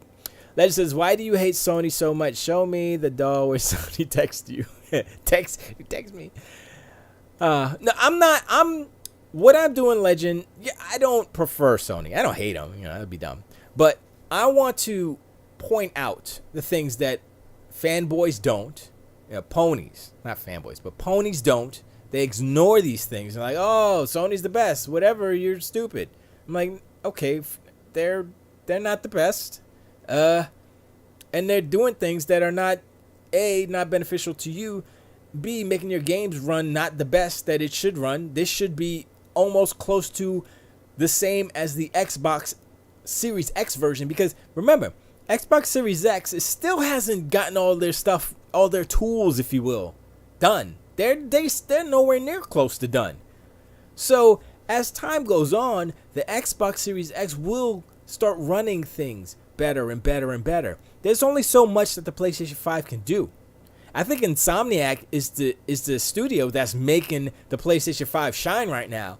And I'm thinking in my head, like, I don't see anyone doing better than what they're doing. I mean, Naughty Dog, possibly. But honestly, I went back.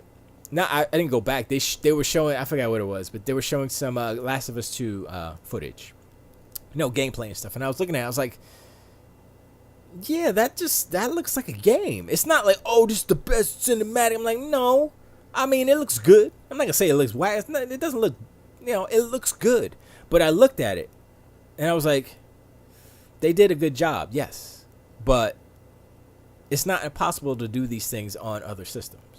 You could down-res that and put it on the Switch if you wanted to. That's what I'm saying. So it's like, you do get the Sony bump, yes, but that's because of where they are in the console marketplace. In the console industry, they're number one or whatever. But can Naughty Dog bring it again? Can they do that? Most would say yes. I would assume yes. But how can they? Well, first, how can they top what they did with The Last of Us 2, right? And because they went so hard on that violence and stuff. So how can they? Are they gonna go bring it back? Easier? Is it be more happy game, or this? It's a decision, whatever. Excuse me. Legend says, you have so much good Xbox news this week, and all you can do right now is talk about one of the shortfalls of PS5. Good Xbox news? What good? There's no good Xbox news. The Ascent looks good, though. I ain't gonna lie. Scarlet Nexus, you want to talk about it? We can talk about Xbox. I wanted to talk about this only because it's about narrative, right? So we talk about narrative. Oh, Xbox ain't got no games. 1080p makes you a better player last gen. Or was that third? I don't remember. Was that PS3 or PS4? I think it was PS4. Yeah, it was PS4.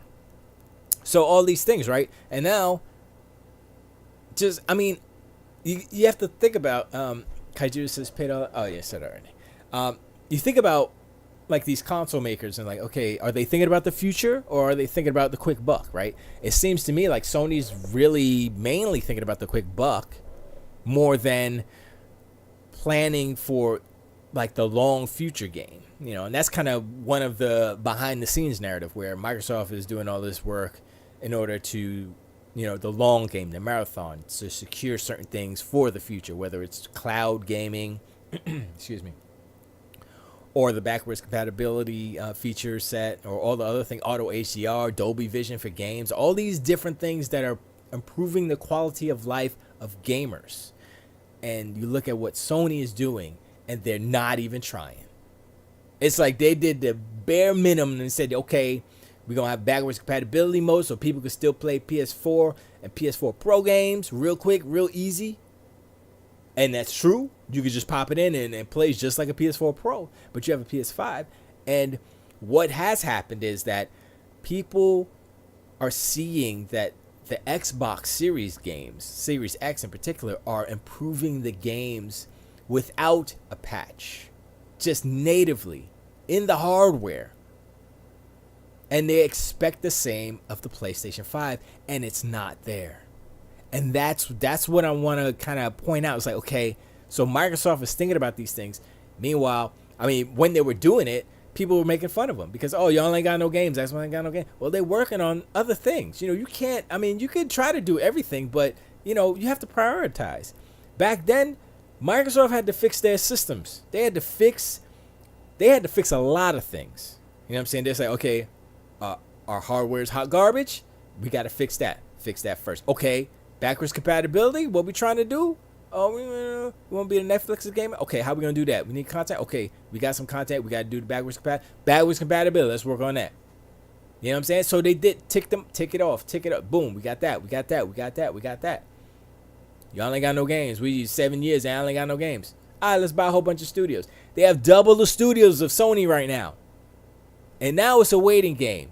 And now, ponies are capping. Oh, you gonna wait for E3. Look.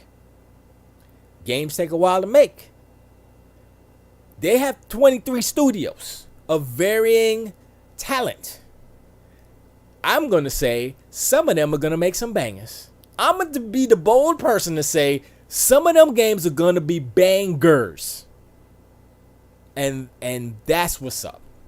Just like you look at Sony's portfolio, you look at how many studios they have, and you look at how many bangers they put out. They got like 13 studios. They put out about five solid bangers. You could say 3.5 bangers, the super bangers, but I'm going to be generous, 5 bangers last gen. 5 bangers. Insomniac, Naughty Dog, Sucker Punch, and whatever the other 2 are. I can't think of it right now, but you know what I'm saying? So remember, not every Sony studio, first of all, some are doing VR, some are doing mobile. So, I don't know. Legend says, how can you say any game company is on a short, quick cash process when gaming is a whole is a long game situation? It takes so long to come out with the game. It's like aiming your ship towards the horizon. There's no quick cash in gaming. Yes, no. I wasn't talking about the studios per se. I was talking about how they designed the PlayStation 5. And it's either a couple of things. Either they were like, okay, we need to make the PlayStation 5 a better PlayStation 4. We want to keep this ball rolling, right? So it seems like they're like, okay, PlayStation 5 is like a PlayStation 4 and a PlayStation 4 Pro plus a PlayStation 5. So it's like it's better than all the other ones, but they're separated in these modes that they have within the system. I'm not talking about the devs, because the devs, yes, it takes time to make games, but also I will say this: Miles Morales should have been a full game. I'm still mad at Sony for that, because even though Miles Morales is dope, super dope, fly, good, very good, excellent, should have been a full game. And that feels bad to me, because I'm like, okay, how come the Afro Hispanic kid can't get a full game, but the white kid over here, Peter Parker, can get a full game? Huh? How come he gets 25 hours and Miles gets 5.5? What the hell is this? What is this? I'm just exaggerating the numbers, but I'm just saying. That made me mad as an Afro-Cuban, Afro-Hispanic person myself. I was like, okay, this is some bullshit. But you know what? It's still a good game. But still, it's a bullshit. You want to know why? They wanted to come out during launch. It's not about the game being the best that it can be. It's about, we need to get this game out to sell more consoles, to sell quick money. That's quick money. Making a half a game when it should have been a full juicy game. It should have been the same length as the first Spider-Man game. That's what I'm saying. And like I said, games take a long time to make. So, that's not in debate. But Spider-Man Miles Morales should not have been less than 15 hours long. That's what I'm saying. But it was. So that sucks. I'm still mad at Sony for that. Legend says things take time. Miles Morales being a full game would have taken years, not months. I know. That's my whole point. That's why I say quick cash, is because they're like, we got to make a little short baby game. It's not a baby game. I'm just saying, make it shorter than it should have been, full long game, in order to cash in on, let's get people to buy the game or console, blah. And they lied. They didn't lie. They hit the truth in that Miles Morales on PS4 too. So they just wanted to sell PS5s. So they didn't say, oh yeah, it's on the PS4 too. They hid that in the blog post. Come on, son. It's so kind of behind the back type of thing that they've been doing over at Sony for a minute. And I'm like, okay, whatever. But it's the differences you see between the I guess the methodologies of what the industry, like what they're putting into the industry. What is Sony putting into the industry? Yes, they're making quality content, but when you zoom out and you say, okay, what is the PS5? You know, is it where video games should be going? The controller? Yeah. I'm going to say tentative, yeah. I think most of that is going to be, I think there will be a refinement of that technology, the DualSense controller. Like the haptic feedback, I think the haptic rumble, not the trigger, but the haptic rumble overall on the overall controller, I think that will be something that is adopted by other, I would say Xbox, because the Switch already has that anyway. So Xbox, I will think adopt that. But as far as the triggers, I don't think that's. I mean, it's cool. Don't get me wrong, but it's like I saw it. I was like, okay. I mean, it's kind of cool, but that is like the epitome of a gimmick. And it's like that's like when you went to arcades and you get the gun game and it's like it's like oh, that's cool, it's rumbling, but that's yeah, it's just a gimmick. It kind of puts you in there a little bit better, but does it make the gameplay actually better? Not necessarily. Lennon says Sony putting out and having available games to play when it came out with their new PS5 system caused me to buy a system. Xbox not coming out with any games to play with their new system caused me not to buy an Xbox Series. Yes, and it worked. It worked. So here's the question. How long will you be playing said games? And are you playing it all the time constantly, meaning new games that they're putting out all the time? Or do they have a service that supplies you with new stuff to play all the time? And are you subscribed to that stuff? And, you know, it's a whole bunch of stuff now. It's not just, oh, they got the most games, or, oh, they got the best games, or, oh, they got the cheapest games, or, you know, whatever you want to put there. With that same rationale, Rumble is a gimmick, but it's not. Yes, it is. It is a gimmick. It is additive, but it's not necessary. That's the whole point. And the whole thing about here's why, not the rumble. Like I said, the rumble and the haptic rumble in the controller itself is fine. I don't have a problem with that, because that's just a evolution of old school rumble with the motors, right? So that's fine. But the triggers, the haptic triggers, when it's going like that, that's a gimmick. And this is why it is. Pro gamers. Now I know we're not pro gamers, whatever, but pro gamers do not use that. They're like, yo, it doesn't make me a better gamer. If you have something that doesn't make you a better gamer, and it's only used for immersion, but it hinders or dampers, whatever, your skill in it, like you would have to learn a new skill set with the adaptive triggers on the DualSense, excuse me. Or turn it off because it doesn't. Say if you learn how to use the DualSense to its fullest and you get used to the triggers, it still may not give you better performance in the actual game. And gamers want to win. You know what I'm saying? And that's not, like I said, not just all pro.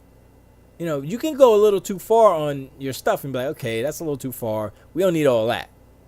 You know what I'm saying? So, I don't know.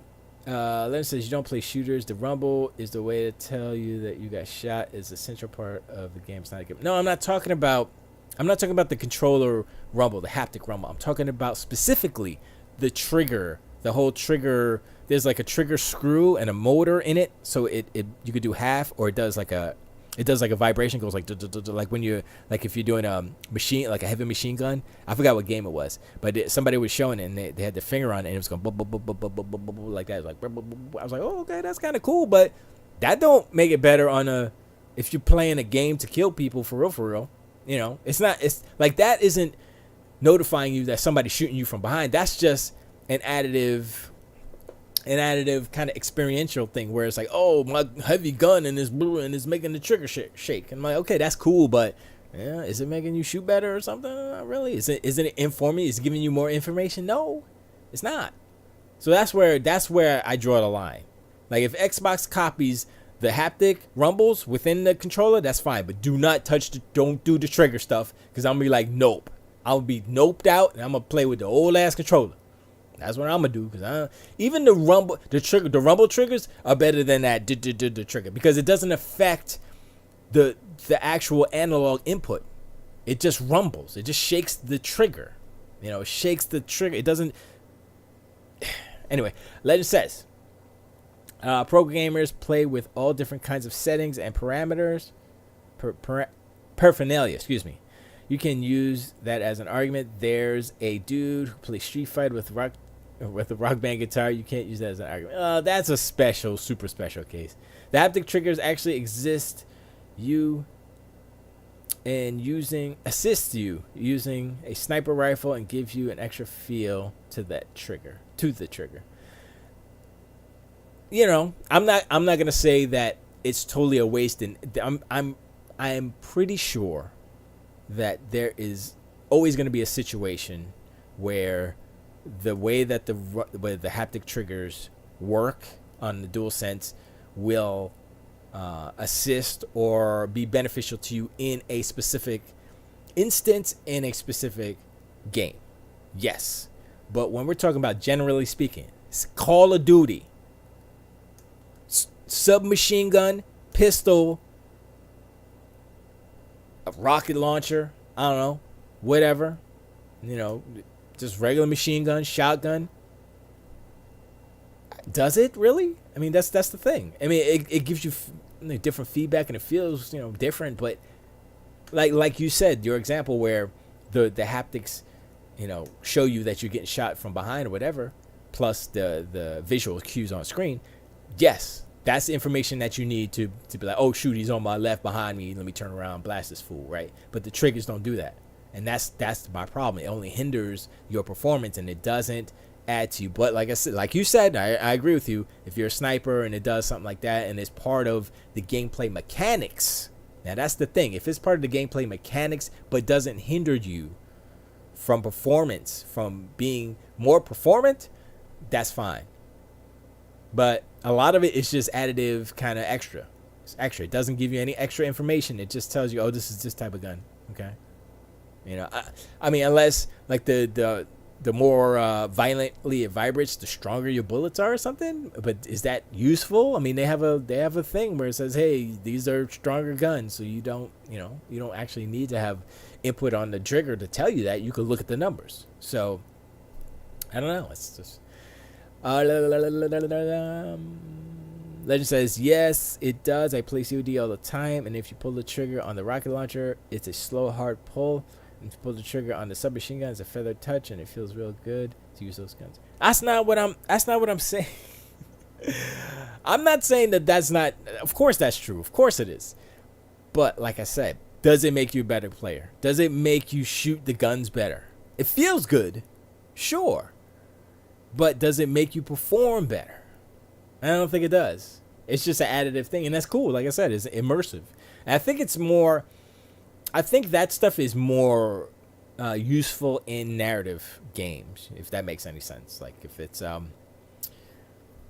a COD game. COD is kind of not a bad example, but I'm thinking about more like a Resident Evil, Resident Evil 8. I don't know if they do anything with the triggers on the game, but something like that where it's definitely more narrative, where it can, like the trigger action can kind of get you deeper into the actual situation or the narrative or whatever. That's that's a little different. Like, oh, you gun jammed and you're like, and then there's something happening on the screen and it's like, oh man, this is crazy. It adds to the tension and stuff like that. So it's like, yes, it's useful in certain things, but it is more of a gimmick than useful as far as information goes. So, and I don't disagree with anything that you're saying, but everything that you're saying is basically like, yes, it feels good, it's cool, and I'm not negating any of that's all. I agree with you, but does it give you that information that you need? It doesn't. It's just additive, but it's cool.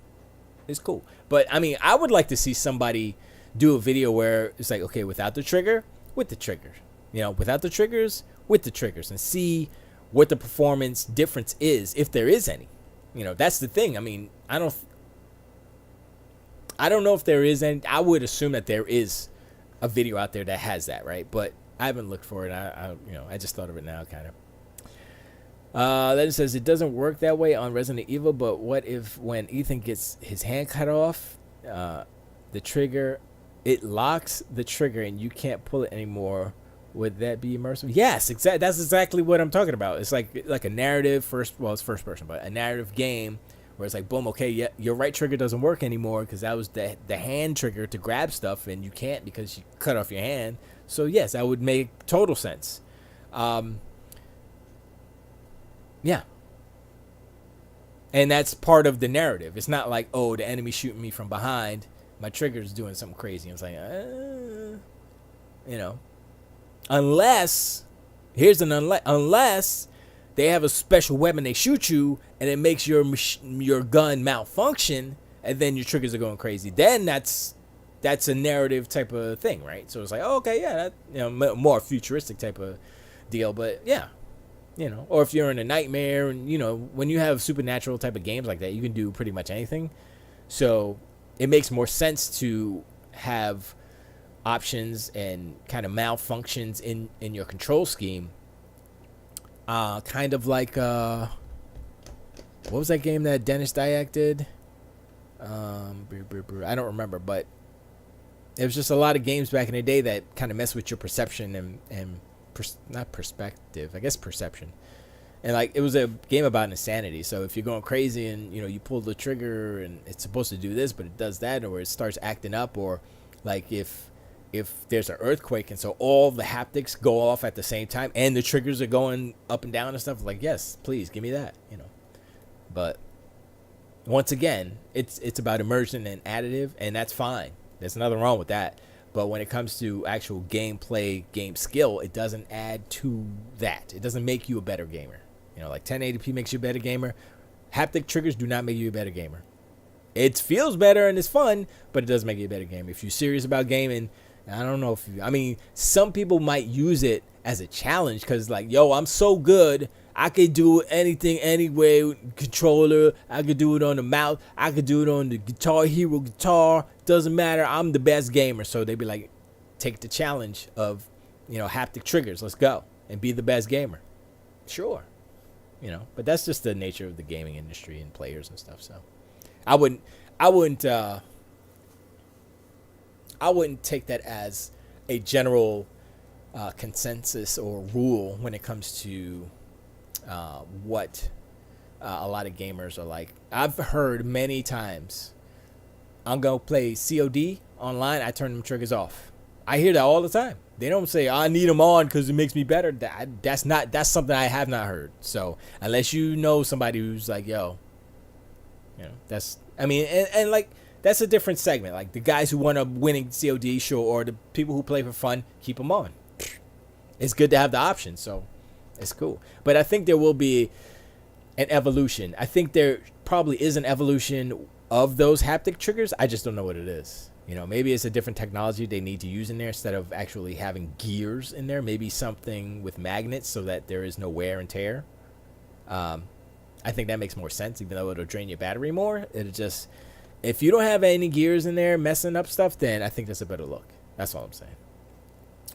Legend says, but isn't fun. What is all about? I play games to have fun, not to be the best ever. Oh yeah, no, of course. And that's where the haptic triggers live. To be immersive, to add to experience, to have fun. And that's fine. There's nothing wrong with that. That's where I say applaud the DualSense 5.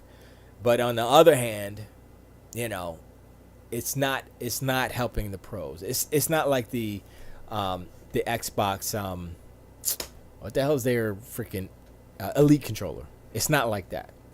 You know, it's not like that. And that's the difference. It's like the true gamers who want to play and win COD, they buy an Elite controller. Even though, you know, whatever, stick drift, everybody has stick drift. If you put a DualSense 5 in front of the person and you put a Elite version 2 in front, they'll pick the Elite every time. Why? Probably because of the paddles on the back. Be real. Got nothing to do with the triggers. Triggers are fine. But them paddles in the back, that's what's up. Here's the thing, Legend. If the DualSense 5 had paddles in the back and everything else was the same, haptic triggers, all that, but they had paddles in the back. 4 paddles, 1, 2, 3, 4. It would be the best controller ever. It would be the best controller ever. They would be like, "Yep, this is way better than the Xbox Series X controller." I mean, honestly, I still don't like the symmetrical sticks, but that's just me. But yeah, that would push it over the edge. That would be like, "Yep, that's the best." But they didn't do that, so I guess maybe they'll do an Elite DualSense, Super DualSense. I don't know what they call it, whatever. DualSense Pro. They'll call it that. But yeah, back to frames versus pixels. I mean, honestly, it's kind of, it goes back and forth. It's like, okay, now, like before, my controller has panels in the back. Oh, did you buy that little attachment that you put in? I mean, that's cool. And that's a way around it. So that could be a thing, but I think it needs to be kind of built into the controller to be taken seriously, because that little add-on, it was like, okay, that's cool, but I don't think gamers took it super seriously. It's just weird. I mean, it's weird that they didn't take it seriously. Not it's weird because it's a plug-in peripheral. I don't think that's weird, but yeah, I don't know. It's kind of a whatever, kind of a not gray area, but it just doesn't seem. I guess it feels like Sony's not taking it seriously because they didn't make a controller with it in it. So they're just adding this peripheral, so it's like an afterthought. I know it might not be one, but it just seems that's what the optics are. Like, oh, it's just a thing you plug in, a little baby thing you plug in. It's like, oh. So that's, I don't know. If they had like I said, if it was built in, they made a special controller with it built in, that's a whole different story. Then it's like, oh, these fools, they're serious about controllers now. Let's go. I mean, they are, but, what was I talking about before? So you made me lose my subway of thought. Pixels versus frames versus pixels. The games. How Sony makes their consoles. Oh, this was what it was. So before Microsoft dropped like 100 games that had 120 that frame boost, FPS boost, right? Before they did that, a lot of the rhetoric was, oh, PlayStation 5 has better performance, but Xbox has better pixels, it's better resolution, but the PlayStation 5 is doing better performance and has more stable 60 frames or whatever it was, right? This was before the FPS boost. After the FPS boost, now what's happening is the PlayStation 5 can't do games at 60 frames that are over 1080p. That's what's happening right now. It's all, oh, it's 1080p on a PlayStation 5? What are we doing here? You know what I mean? The narrative has changed slightly. It's not 100%, but it's changing. And now it's, oh, another 1080p 60 game on PlayStation 5. Here we go. Here's another one. Here's another one. I know they're over there scrambling right now, talking to their devs like, no. Y'all got to do a PlayStation 5 patch on this bad boy. We not, no. And here's the problem. If they don't have a deal with them, like a contract, they got nothing to say. If it's a third party, like Biomutant, if it's just a third party game coming out, and that third party paid their 30% or whatever it is the cost to put it on the PlayStation 5, Sony ain't got nothing to say about it. They could do whatever the hell they want, them devs. And devs is like, this is what's really going on. Technical difficulties, 1080p 60. Now, honestly, think about it, right? If Sony had their way, they would be like, no, you're not going to say 1080p 60. No, you're not going to say technical difficulties. See, This is where you know that Sony didn't have a contract or deal with the developers of Biomutant. And they were only like 13 people. It was a super small team that made that game. And that game looks pretty dope for a small team like that. So I was like, I'm playing that. Anyway, you know Sony ain't have nothing to do with develop or anything. They didn't have no deals going on with that company. Because if they did, they would not have allowed them to say technical difficulties. The game can only run 1080p 60. Upscale, checkerboard upscale, 4K. You know what I mean? They would not have done it because it makes them look bad. And that's another thing. A lot of these contracts that Sony is signing with these devs or these publishers, they're trying to get. I mean, obviously they want to be shown in the best light, even though it may be disingenuous, right? It's that whole thing with the Apple versus Epic, where it came out that I think it was Tim Sweeney or somebody was like, yeah, we're gonna do this and that, and we'll make you guys look like the good guys because of crossplay, blah blah blah. I was like, oh, okay, so now Sony's the hero because of this deal that they were trying to put together. And that's like, is that what Sony is? Is that how Sony works? It's like, oh, they, you know, all these companies are pandering to Sony, trying to make Sony look good to be in their good graces. And Sony's just like, nah, how does that benefit us? I don't think so. That was, what's his name? The PSP guy. I forgot his name. I was like, ouch. That's, I mean, that's not nice. Oh, man, it's telling you what, it's crazy. Len says, who needs 4K? It's just a gimmick. Does 4K make you a better gamer? The pros don't use 4K. The higher resolution, the better the pixel density, the better you can see smaller stuff on the screen. So technically, yes, it does to a certain extent. If they had the power to run games, PCs, I would say, PC gamers, at 4K at 240 hertz, they would do it. They wouldn't say, no, it doesn't make me a better gamer, so I'm going to run it at 1440p. No. They can't run their games at 4K 240, so they don't. They run it at 1440 or 1080p 240 because they want the higher refresh rate. They want higher frames as opposed to higher resolution. But if they could have both, they would. And that's why it's not a gimmick. It's just about the power, the limited power today. But once we get to 4K 120, 4K 240, you can't even say what you just said. You can't say that. Because it doesn't, because like say if you have a really small enemy that's way in the distance, right? The more pixels you have, you know, it's about accuracy and it's about you being able to see with fidelity where that person is going. And the higher the frame rate, the better too. So you can actually, hopefully, hit them. But at a lower resolution and lower frame rate, it's harder because, you know, frame refreshes and all that stuff. And resolution, who knows how the hitboxes work at that resolution, you know what I mean? So I would actually say that it would be actually hard. Would it be hard? It might be more difficult at a higher resolution because the hitboxes would be more defined. So it would be it might be pixel per pixel. I mean, would that be a thing? I don't even actually know if it's pixel. Yeah, it is pixel sensitive, if that makes sense. Anyway, I'm sorry. Legend says that was your same argument with the triggers. Without a mouse and keyboard, you can't hit him anyway. Well, that's a whole different argument.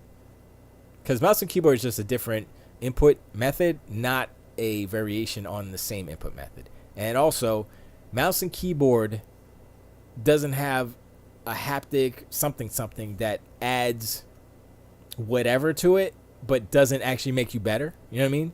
That's the trigger thing. You can't argue your way out of the fact that the haptic triggers do not add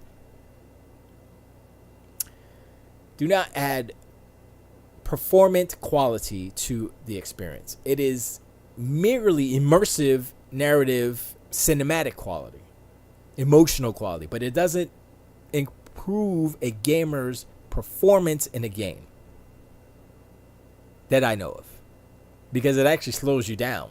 Because if you get a picture and there's rumbling or something, it's like what, So, but it's just I mean, unless they come up with a game that proves me wrong, I don't see how that is, right?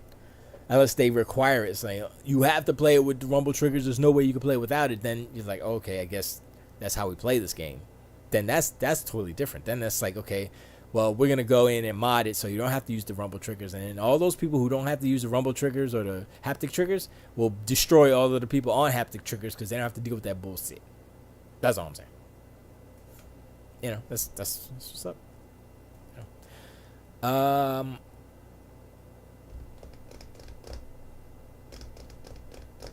You made me you made me forget again, but I mean that's the gist of it for the most part. I think the DualSense is going in the right direction, definitely with the haptic rumble stuff, but the haptic triggers, it's not quite there yet. It's cool, it's a cool addition, but it's not like this is a must-have, right? Because everybody that I've heard talking about the actual DualSense is about the raindrops, which is additive. It's not. I mean, it's like extra. It's like that's cool, and it doesn't actually help you in that instance. But I don't hear anybody saying good things, as far as man, the triggers made this thing and it made it so awesome. I don't hear that. I hear a lot of the haptic rumble. Yes, I hear that. Like how it goes around and rumbles is so dope. I hear that all the time, but not the trigger stuff. And so that's why I'm trying to separate them out so that we can talk about them separately and look at them separately, because one is excellent, one is like one is not proven. I'm gonna say that. I'm not saying it's whack hot garbage. I'm saying it's not proven in all scenarios, and that's the whole thing. So they're on the right track. I think it's a good move. I think it's the one thing that Sony did do this gen to move the video game industry forward was their controller, but everything else, as far as the hardware, the PS5, no, they didn't. And a lot of it is smoke and mirrors, and a lot of it is holdovers from the PS4 Pro, mainly the PS4 Pro, because that's what you're seeing, a lot of PS4 Pro games. They're still using checkerboard rendering. I mean, that should be an indication like, why does the PS5 need to use checkerboard? If it's so powerful, why does the PS5 need to use checkerboard rendering? I mean, they have DLSS. I mean, not DLSS, because that's an NVIDIA thing. But I totally forgot what the AMD version of that. But they're about to release that. So whatever that is, that should be on the PS5 as well as the Xbox. So that'll help. Maybe that'll take over for what checkerboarding is. Or maybe they'll use that in conjunction with checkerboarding. You know, so I don't know, but it still looks pretty good. I don't think I'll say it looks hot garbage. So you're saying you don't like the PS5? Okay, got it. I'm not saying that. I don't prefer it. I'm not saying I don't like it. I'm just saying that compared to everything else that is out on the market and the technologies that are coming out, the PS5 is, and when you look at it, as far as what it actually is, it's on the lower end, honestly, for next gen hardware. I mean, we can argue that the Xbox Series S is the lowest end, obviously, yeah. But that's by design. That's like, we're just gonna make this little cheap little box. You know what I'm saying? But when they say, okay, this is the most powerful system, boom, this is the most powerful Xbox, this is the most powerful PlayStation. PlayStation, they cut some corners. You know, it's apparent. And if you look at if you look at any industry and say this is the example, the shining example of what can be done in such and such industry, you do not look at the PS5. They're making great games, and you can say, look at this game, this is the pinnacle, but circumstances. You realize if you break it down, you look at what's going on, you look at how these games are made and what they're doing. Video games by nature is smoke and mirrors. Let's not get it twisted. But smoke and mirrors is Sony's speciality. They have been smoke and mirroring for a long time. All throughout PS4 Pro. The PS4 Pro was a smoke and mirrors machine. Then says, so do you like Series X or you didn't get one of those either? Series X. I don't have one because I can't get one. They are unavailable. So I'm waiting patiently. And honestly, I have money to spend on a new PC. I have to prioritize. So I said this before. I have to prioritize. I need to get a PC before I get an Xbox Series X. And even though I want to get an Xbox, it doesn't help me to get an Xbox first. I need to get a PC first. Once I get that, then I go like, okay, now I can get an Xbox. I can't get both at the same time. That's crazy. But yeah, and the thing about the Series X, I'm not running out to get it because of the actual reason, the reason that everybody uses, which is the truth. Is they don't have a lot of games. They don't have any like next gen games. I don't count the Medium. Medium's not a next gen game. And they did the same thing that Sony did, and I hate them for it. Is that they try to make believe that the Medium is next gen only. You can't run this on the X. But that's some bullshit right there. Because I ran the Medium on my PC, which is equivalent to the Xbox One X. So don't tell me that bullshit about the Medium's only next gen. Nah, B. Lies. So it goes both ways. Microsoft lied in my face. I'm like, yeah, okay, whatever. Not buying that. But like, I'm looking at the future, right? And all of these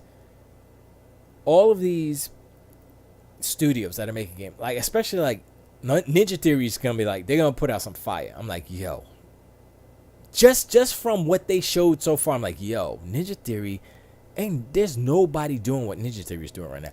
They put out the trailer for the Project Mara game that was so good, people thought it was real life. Like that whole video, that whole trailer from Project Mara, that was all in engine. And people thought, oh, that's real. And then the last part was fake because you saw her face and then you saw another version of her face and then it was dark and stuff. It was like, nah, that whole thing was real. And I thought it was real, like a real apartment. And then they had a little behind the scene. I was like, oh, wait, hold up. That was in the end. Oh, and that just changed my brain. I was like, okay.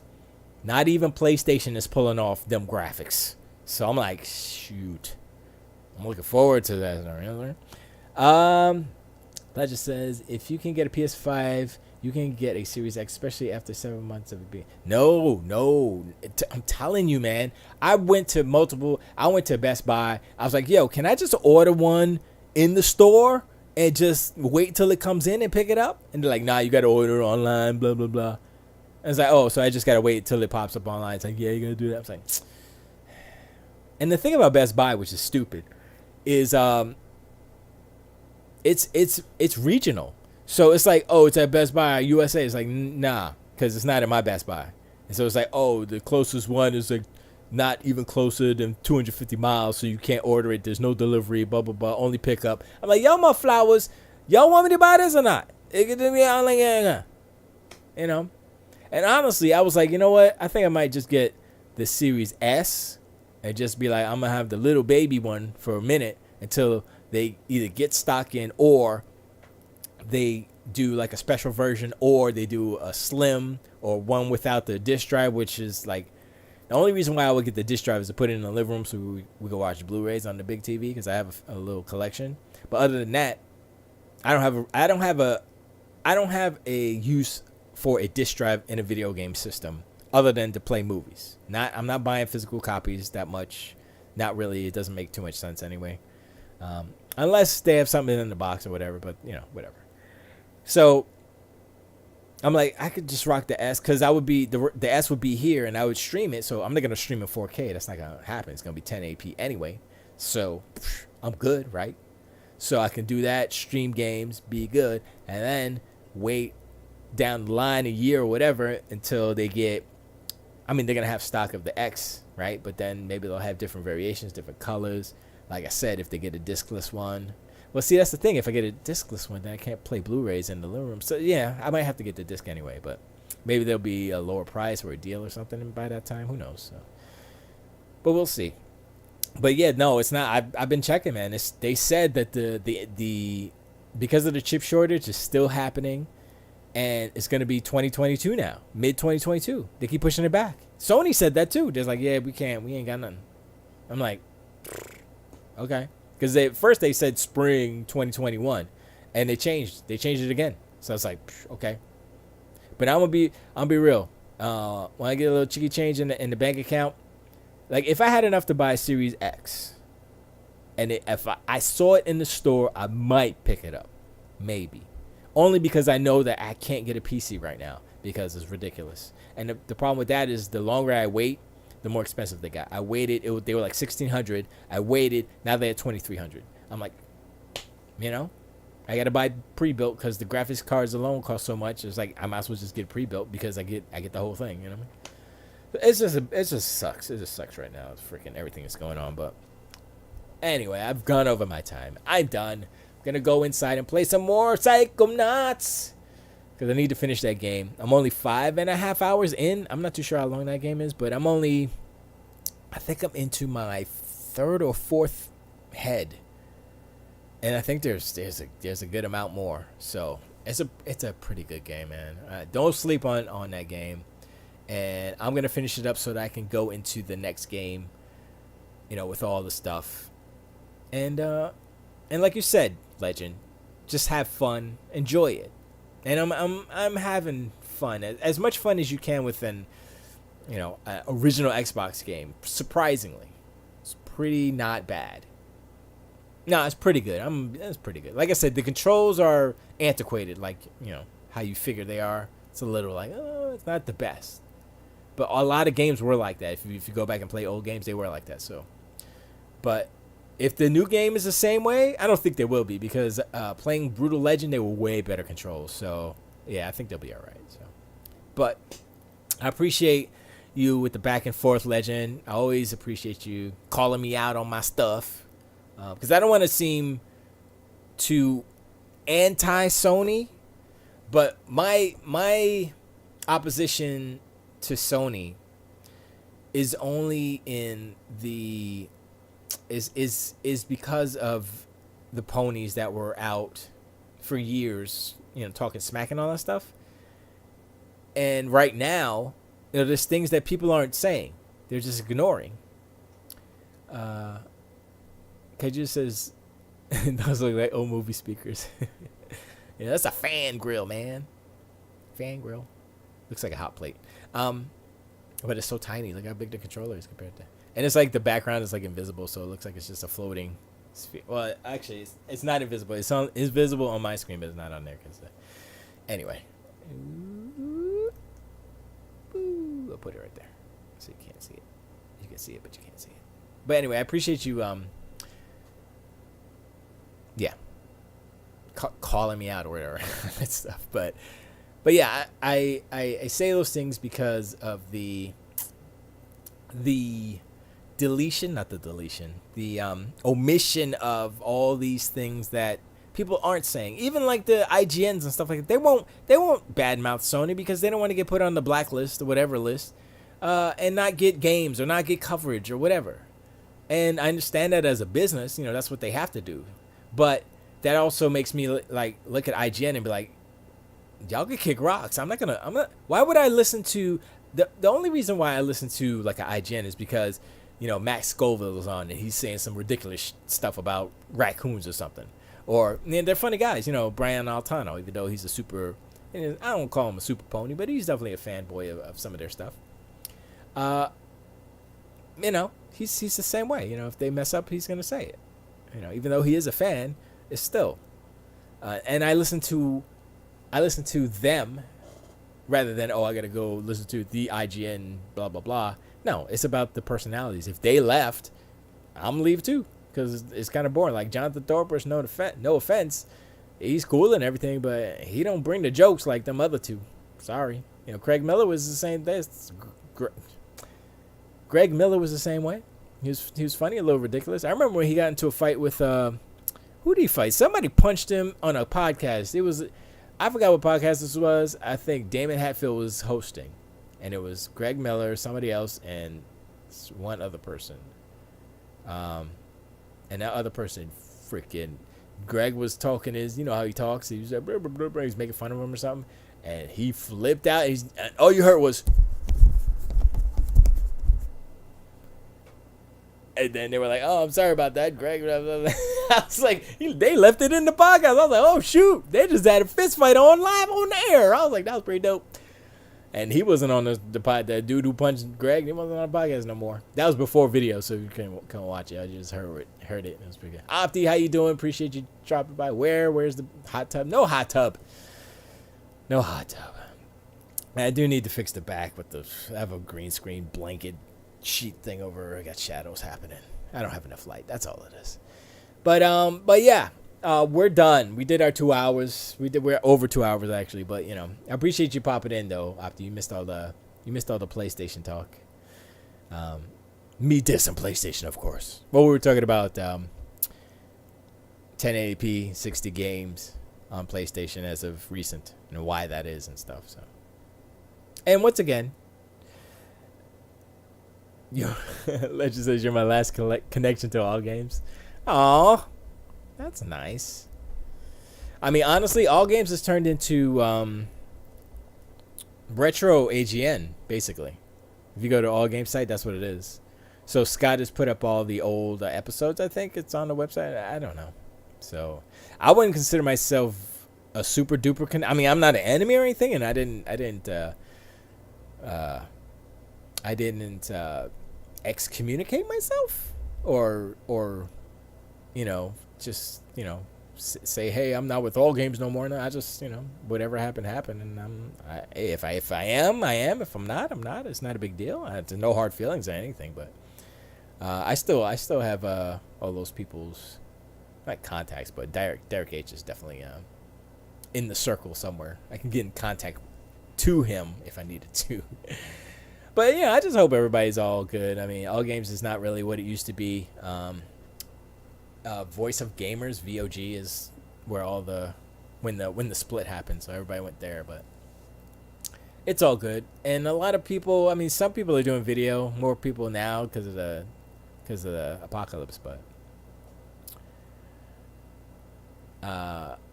Legend says, I turned my back on all games I've grown and I don't feel it has. That's I think that's what the problem is with like VOG, or because VOG is basically what all games used to, what I guess was, or was. And it's just run by somebody else, Bobby Blackwolf, and they have kind of the same shows and stuff. And you're right. It's like, okay, what's gonna be the new stuff? I was doing video. I think it was the first one on all games doing video. But, a lot of people are doing it now because it's not that hard. But this show, whatever it's going to be called, Electron Bandit, does whatever. I'm just trying to morph it into something more. Well, this channel, let's say that. I got some music videos coming out. I think I'm going to start doing actual video content, short little videos about subjects. Like I can talk about the 1080p 60 versus 4K 60. I can make a little short video about that and kind of cut it together and put it up. Maybe I'll do that, And then this, this I don't even want to call it a podcast because I don't really record it and put it up anywhere. Even though I was looking into that, but that's kind of the old way. And I don't think I need to do that. It is more work, but it's not that much more work. But I'm thinking about it. I'm like, do we really need to put up a podcast? Or we just do some YouTube videos and you just, people got YouTube music or whatever. Or if I'm at work and somebody put up a YouTube video, I'll just throw it on, and most of the time you don't need to actually watch the YouTube video. You can just hear what they're talking about and get the gist, because most of the time it's just gameplay in the background and it has nothing to do with what they're talking about. So, I'm looking at how, this content is being produced and how it's being ingested by the public and by fans. And I'm like, you are exactly right, Legend. Podcasting long, wow. The long format is a little antiquated. It's getting there. And so, like I said, like this is a stream. There's some people on YouTube, this is the podcast, where I'm like, no, I'm just streaming.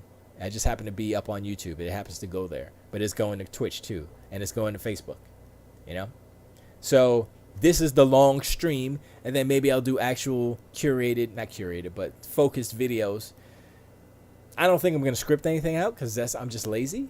Maybe I will. Sometimes depends. But I can talk about like a subject, boom, and then do some visuals, in the background, or do it like a news format, like how John Krasinski did Good News or whatever it's called, some Good News. I forget what it's called. When the pandemic hit, he was just sitting there in his study or whatever, and it's like some cheap garbage camera, and I forgot who bought it. Somebody bought it, paid him a whole bunch of money. I'm like, okay, wow, that's great. And it was just a news format like the Daily Show or whatever, but it was just about happy stuff, like the puppy was cute. And now we go, and he turns another camera and he says rainbows are beautiful, and it's just goofy little stuff. So I could do that. I mean, I have to kind of wear a suit and stuff, which I don't know if I want to do that. So I got a lot of things bouncing in my head, and it does have to do with what you just said. Format, like, okay, what. Like how long, let me ask you, Legend, how long is a video, how long do you think a video should be, as far as like if it's just a video I put up on YouTube, as far as like gaming content about a subject? Like how long do you think is a nice length for something like that? Because like I'm thinking under 10 minutes, maybe 5 to 7 minutes, what I mean, just quick, succinct, high quality, boom, super dope intro, super dope outro, boom, boom, bam, put a little splash, little gameplay, whatever, and then call it a day. It's work, editing, all that stuff, but I can do that because I know how to do all these steps. I know how to do everything. So it's just something that I need to incorporate into what I want to do. 5 minutes, under, like 5 minutes and under. Yeah. I could definitely do that. I mean, I could talk for 2.5, 3 hours every Sunday, so I got no problem. 5 minutes, and I can go in. Like sometimes I'll have a pause or whatever. A lot of the times, these YouTubers will cut out all the pauses to keep it even shorter. And like I'm not concerned about algorithms or anything right now. I just need subs. I need subscriptions. I need my numbers to go past 1,000 so that I can get all the magic juice, whatever YouTube, right? And honestly, I'm not banking on, oh man, I want to be a YouTube star. No. I set a goal for myself, and I said, I'm going to try to actually work and do this YouTube thing. Not because I think it's like a smart thing, or it's like I hear all the horror stories about how YouTube has changed monetization, or they do all this and that and third. I'm like, yeah, that sounds all crappy. Mainly it's like I need to see if I can figure out a way to gain a following. And that's with content, and it's with consistent content. So I got music videos, I got music videos, and I got the little snippets of video game stuff that I can do. 5 to 10 minutes, definitely doable. The shorter the better, I would say, but because it's just easier for me to edit it out. But my brother, he's been doing this for like a month or something. He's already got more subs than I do. You know what I'm saying? And what he does, he does about that, 5 to 10 minutes, right? But he does baseball, football, basketball cards. So I guess he still buys packs, but he's had packs and packs, and he was collecting this stuff, memorabilia. He's got hockey pucks, footballs. He's got all this stuff from years. When we were in New York, we moved here in 92. So 30 years of collecting, of just memorabilia. He's still, like I said, he's still collecting. So he comes and he's like, oh, it's a new pack I got. And you open it up and stuff. And you don't see his face. He just opens the cards and stuff. And I'm like, oh, that's cool. And he's got more stuff than I do, because I'm talking shit about Sony, I guess. But that that doesn't help, obviously. But drop content 5 to 7 days a week consistently. Oh, that's 5 to 7 days a week is crazy. I mean, 5. I would. This is what I would do. I would start at 3 days a week. I would start at 3 days a week, because I do have sort of a. I want there to be a certain quality to these things. I don't want to just be a voice talking over some gameplay footage. You know what I'm saying? I want it to be more than that. So, and I'm not gonna just use this like, oh, talking to the camera and have some gameplay. I want it to be like a different, fresh kind of setup, so that, and it's not gonna be like all these other YouTubers where they're sitting there and they got some neon lights in the back and they're sitting in their office and they get the headphones on and they're like, yeah, this was happening, blah. I don't want to do that either. So I'm thinking like, oh, what do I do? So I'm still working that out, but 5 to 7 is definitely a thing. If I do 5 to 7, they will be of lower quality. They would be probably just this with some background stuff. You know, I could do that, or I can go through this stream that we just did. I just did, and cut up segments and just throw it up. I could do that, but you know, 5 to 7 days a week. You can't hold back content and drop it to fill out the week. Yeah, that's true. That's true. Yeah, so you're right. So I can film it all at once. Like I can have, 3 or 5 different topics, film them all at once, and then do that. But once again, it's getting footage for each topic, and there is a lot of work involved in that. Although, like my brother does, if I just do it one shot, I don't have to worry about cutting too much as far as this part, but the footage cut in, I do. And like I said, I do want a certain quality. And also I have to do an intro, I have to do music. There's a bunch of stuff that I have to do that I have not done yet because I've been working on my EP. So, but I appreciate the input though. 5 to 10 minutes is doable. 5 to 7 days a week. 7 days a week, no. We can't do that. I mean, like I said, we can, but I don't want to do that because I want to kind of slowly get it in. So like I said, if I do Monday, Wednesday, Friday, let's just say, right? And then have the weekend for the R9 cast, this right here, then that seems a little more reasonable, especially because I have the other stuff that I want to do, the music, writing. Like if I sit down to do a beat and write a song, I could do that in like 3 hours or something, but that's the night. Then I'm not doing anything else. You know what I'm saying? So that's one of the problems. And then it just doesn't end there. Like, oh, I did it 3-4 hours and the song's done. The song's not done. I got to mix it. I go back. I listen to it. Oh, I got to change this word. I got to change that. I got to spit this verse over. So it's like it goes on for a week or two because I'm tweaking stuff, editing, fixing. It's a lot involved with that alone. So I would say that this video game content would definitely be easier to produce as far as like than an actual song, a music song, but. I still wanted to have a different, definitely a level of quality that is rivaling the best out there. I don't know who the best would be. Off the top of the head, as far as humor content, I like Donkey's. Donkey's stuff is hilarious. Video game Donkey. I said Donkey. He's funny as hell. He's funny. I like his stuff, and he has a unique voice too, but. As far as content goes, like I will do like be critical about Sony, but I don't want it to just be a hate on Sony all the time type of content, type of channel thing. I want to be fair without being disingenuous, if that makes sense. You know what I mean? And also probably add a little bit of humor, because sometimes like I'll do I just started doing this. I don't know why I didn't do it today, but something happens and I'm acting like Phil Spencer, and then he's talking to Jim Ryan, and then they're going back and forth, and I'm like, I don't know where that came from. I just did it. You know what I mean? But that alone could be kind of a skit if I redid it in a different way, because I seen this one dude on YouTube where he does different topics. He's like, this is what happens when Super Smash Brother fans and he plays like 4 different characters. They just have different shirts on, but it's the same dude, and he's at like a different part of his room. And it's funny. He's just like saying the same stuff, and he doesn't have a different voice or anything, but it's like, okay, that's pretty good, and it's funny. It's just written funny. So I think you went over the troll limit today. I did. Well, I mean, it was a pretty long show. I mean, I wasn't trolling.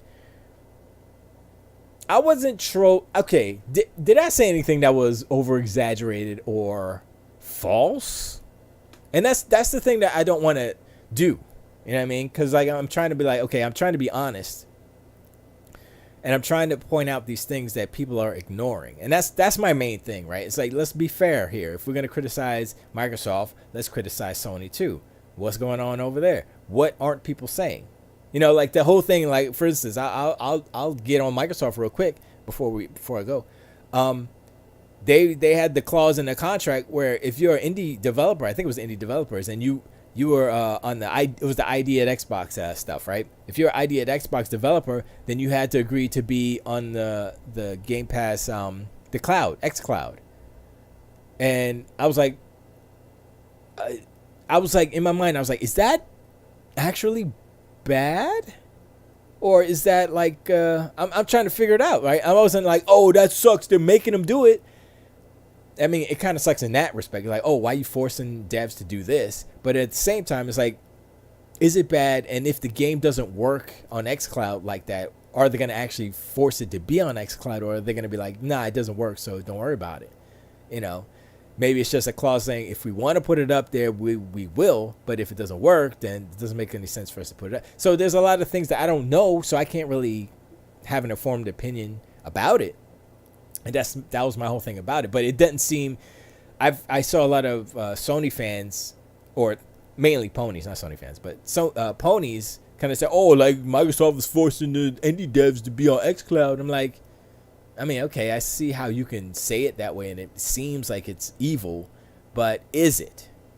Does it hurt the dev for it to be on xCloud if it's on Game Pass anyway, right? It's kind of just like an added bonus, right? More people play your game. I mean, that's the thing. I'm trying to see, like, why is it negative? The negative part is that it's forcing devs to do something that maybe they don't want to be on xCloud. But then I'm like, okay, what dev doesn't want to be on xCloud and why? And then it goes back to, if the game is broken on xCloud, it doesn't work, like latency is too bad, it doesn't work, blah, blah, blah. Then is there an exception clause where it's like, yeah, it doesn't work, so yeah, we're not going to put it up there, you know? And so the devs are like, okay, whatever. So that's where we don't know, you know, we just know that little bit of the first morsel of the leak, and it's like, okay. That says, but you didn't even talk about all the cool things that are going down on Xbox right now. They locked in that exclusive. They're gearing up for a big E3 show, and I feel like I'm turning to the dark side depending on the quality of Halo. I'm buying the X. turn to the dark side. I'm buying an Xbox. It's not E3 yet. We still got a couple of weeks, so I'm not gonna start going E3. I'm probably a week before E3. I'll start talking about it. You know what I mean? So that'd be in 2 weeks or so. E3 is to the 9th or the 12th or so. Anyway, a week or two I'll start talking about E3. But wait. What exclusive did they lock down? I mean, I know the Ascent is coming out soon. That's in a couple of days, isn't that?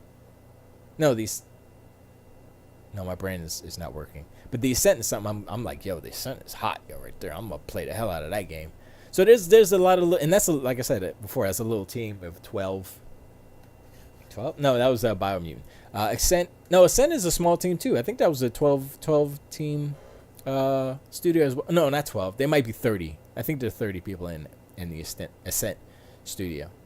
But it's like, yo, I've saw like previews of it, and they're like, yo, this game looks good, and it's like, oh, it's a quote unquote indie game, but it's like, bam. So I'm like, all right, I'm interested.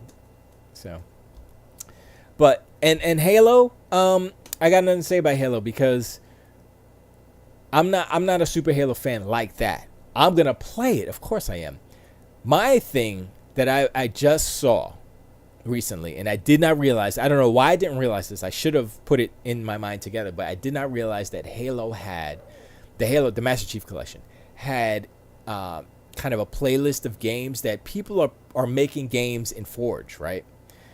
And they're making all these different, it's kind of like Roblox or Grand Theft Auto Online, where they make all these different variations of games, whether it's like you ride a ghost down a freaking a ramp and you jump, and the people there's a bunch of players on like a platform, and you have to shoot the ghosts as they come down. And I'm like, oh, they got all this on it. I didn't know they had all it.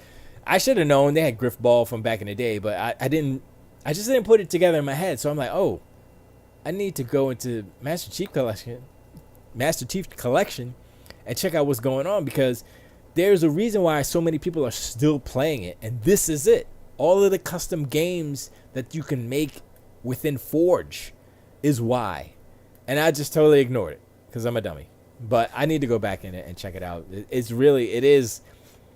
is Grand Theft Auto Online, except, you know, all the different game modes where they have the cars jumping ramps and all this. It's just all that, except Halo, because Forge is crazy powerful. I messed with it. I was like, okay, this is powerful, but I got no skills to build stuff on there. But I'm gonna check that out, and then that makes me interested in Halo Infinite. If they will have, I will say that they will have an updated version of Forge that will go with Halo Infinite. My thing is, if they do a newer version of Halo Forge, right, that is in the Halo Infinite map, quote unquote map, that encompasses the whole landmass, that'd be kind of dope. I ain't gonna lie. I know it's not open world per se, but it's more open than it's a larger sandbox, or a more open sandbox than previous Halos. Let's just say that. So that makes me interested. But anyway. Next week I'll do some more homework. I'll be more positive on Xbox, less negative on Sony. Unless they do something stupid, then I gotta point it out. You know, we're not gonna ignore the dumb things, okay? So, and that's my whole motivation is to like, okay, we're not gonna turn a blind eye to the leader of the industry because they're winning, they're number one. No, that's not how this works. You know, you got to call them out, because if you don't, they're going to try to take advantage and get away with all the stuff that they feel that they can get away with, much like a lot of these rich people / politicians that are in power and feel that they can do whatever the hell they want because they got money and power. And I make the comparison or analogy or metaphor or whatever to Sony, because it seems like they have that attitude of, oh, we're number one, we have all this power, check out this contract, you got to pay us this and that. I was like, that doesn't sound fair or nice. Say, hey, you want to be on PlayStation, this is what's up. You want crossplay, you got to pay us. I'm like, it just doesn't feel right. It's like a bad feeling. It's like, yo, if I was doing business, or if I had to do business with someone like that, it would suck and I would be mad as hell. And that makes me mad. Because I know somebody on, you know, Epic's side or whatever, or some of these devs, it's like, yo, we want to do crossplay. You gotta pay us. Here's the formula. That would make me mad. I'm like, why do we gotta pay you if you don't make all the money? Is that what's it blows my mind. I'm like, how are these devs capping for Sony or whatever when they're treating them like that? And mainly it comes down to money. It's like, yo, we the market leader. This is where the money is. Let's go. You ain't got no choice. And it sucks because you have an abusive leader of the market, and they're not helping the market to grow. They're growing their own pockets, but is the video game market industry as a whole being better? Are the devs getting better deals? No, they're getting worse deals with Sony, but they hold the golden goose. So I'm like, ouch. You know, it kind of sucks. Len says, I'm cool with how Sony does crossplay. Benefit Sony.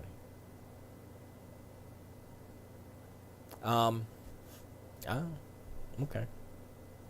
But I mean, that was their argument. Like, how, you know, this doesn't benefit us, so we're not gonna do it for free. You got to pay us, and this is how it benefits us. I'm like, okay, but that's not. It's like a backdoor way of being successful. Like, you know, if you're a company, you want to be successful, you say, you do things that make your customers happy and want to stay with you. You don't go back behind and get the money from the people who are making the games. Or like say if a car dealership, right? It's like, yo, we got these cars, we're going to sell it to the customers, yay, right? But then GM, the manufacturer, or Ford or something, they're like, oh, yeah, we're not selling as many Fords with you as we are with this other, so you got to pay us the difference. And you know what happens then? The cost is pushed onto the customer. But that's not happening on Sony's side. I mean, maybe that's what that $10 price increase was, but that's not going to the devs for crossplay. That's going to Sony. So that's what I'm saying. It's crazy. And it doesn't, that whole crossplay thing was really kind of, that was kind of crooked eye. You know what I mean? You got to pay. Look, that's Sony. Sony is concerned about getting every dollar, every penny, every dollar off of every unit sold. And that's fine. Even though consoles are loss leaders, right? They're not making no money off consoles. Xbox is not making no money off consoles. Switch, I guess, is making money. Who knows? Maybe a couple of dollars. Who knows? But Xbox changed their game plan. And now it's all about subscription services. And they're making their money off of that, supposedly. Or that's the plan, anyway. And Sony is sticking to hardware.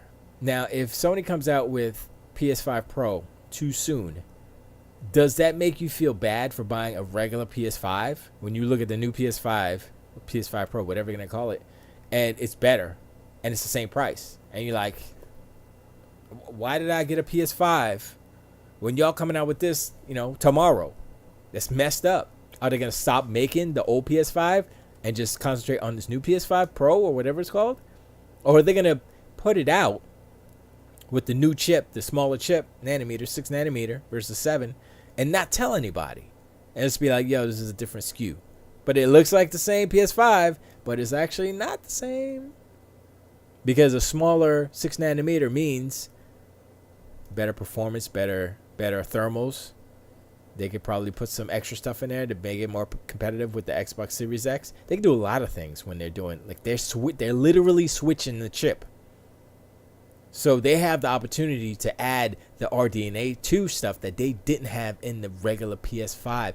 What if they did that and charged the same amount? Who knows? Who knows what Sony's going to do? I don't know. But anyway, Bonds, I'm glad you're back, but I'm out. I went 37 minutes over. Oh, my back hurts because these chairs suck. Oh, baby. Legend, once again, I appreciate you. Oh, man. Legend says, when you buy a car from a dealership and they put a Cutter Ford sticker, that's true, on the back of your truck, and they put a license plate frame on the truck that says Cutter Ford, first thing you do is take that shit off, because I am not advertising the dealership on my truck. It's the exact same thing. It's not exactly the same. They're trying to make it they're trying to slip that free advertisement in there, but that's not what the crossplay tax was.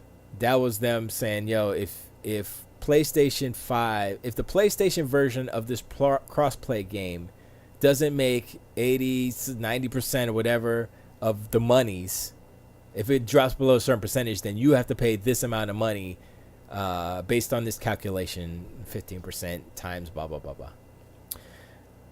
That's different than a dealership putting a sticker on your truck.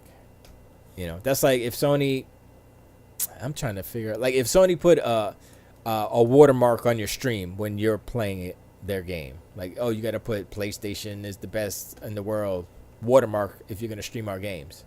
That's what that is. But they're charging the devs. Not the the devs. A crossplay tax if their store doesn't make as much money as, the percentage, blah, blah, blah. It drops below percentage. On Fortnite, it was Fortnite they were talking about. I was like, that's bad. That sucks. If I was a dev in that situation, I would be so angry right now. But anyway. But it's free to play on my system, and Xbox is charging money for them to play on it in their system. That used to be, they changed that. That's not how it is anymore. They stopped that. Xbox Live is, the free games on Xbox Live are free, like Fortnite and whatever other game is free. PUBG and Apex Legends, it's all free. You don't have to have live for that anymore. They changed that. I think it was a couple of weeks ago they changed that, or last month, yeah, something like that. So they did change that, but that was an issue. That's why they changed it, because that was wrong too. That was some bullshit. But they did change that. So that's I would give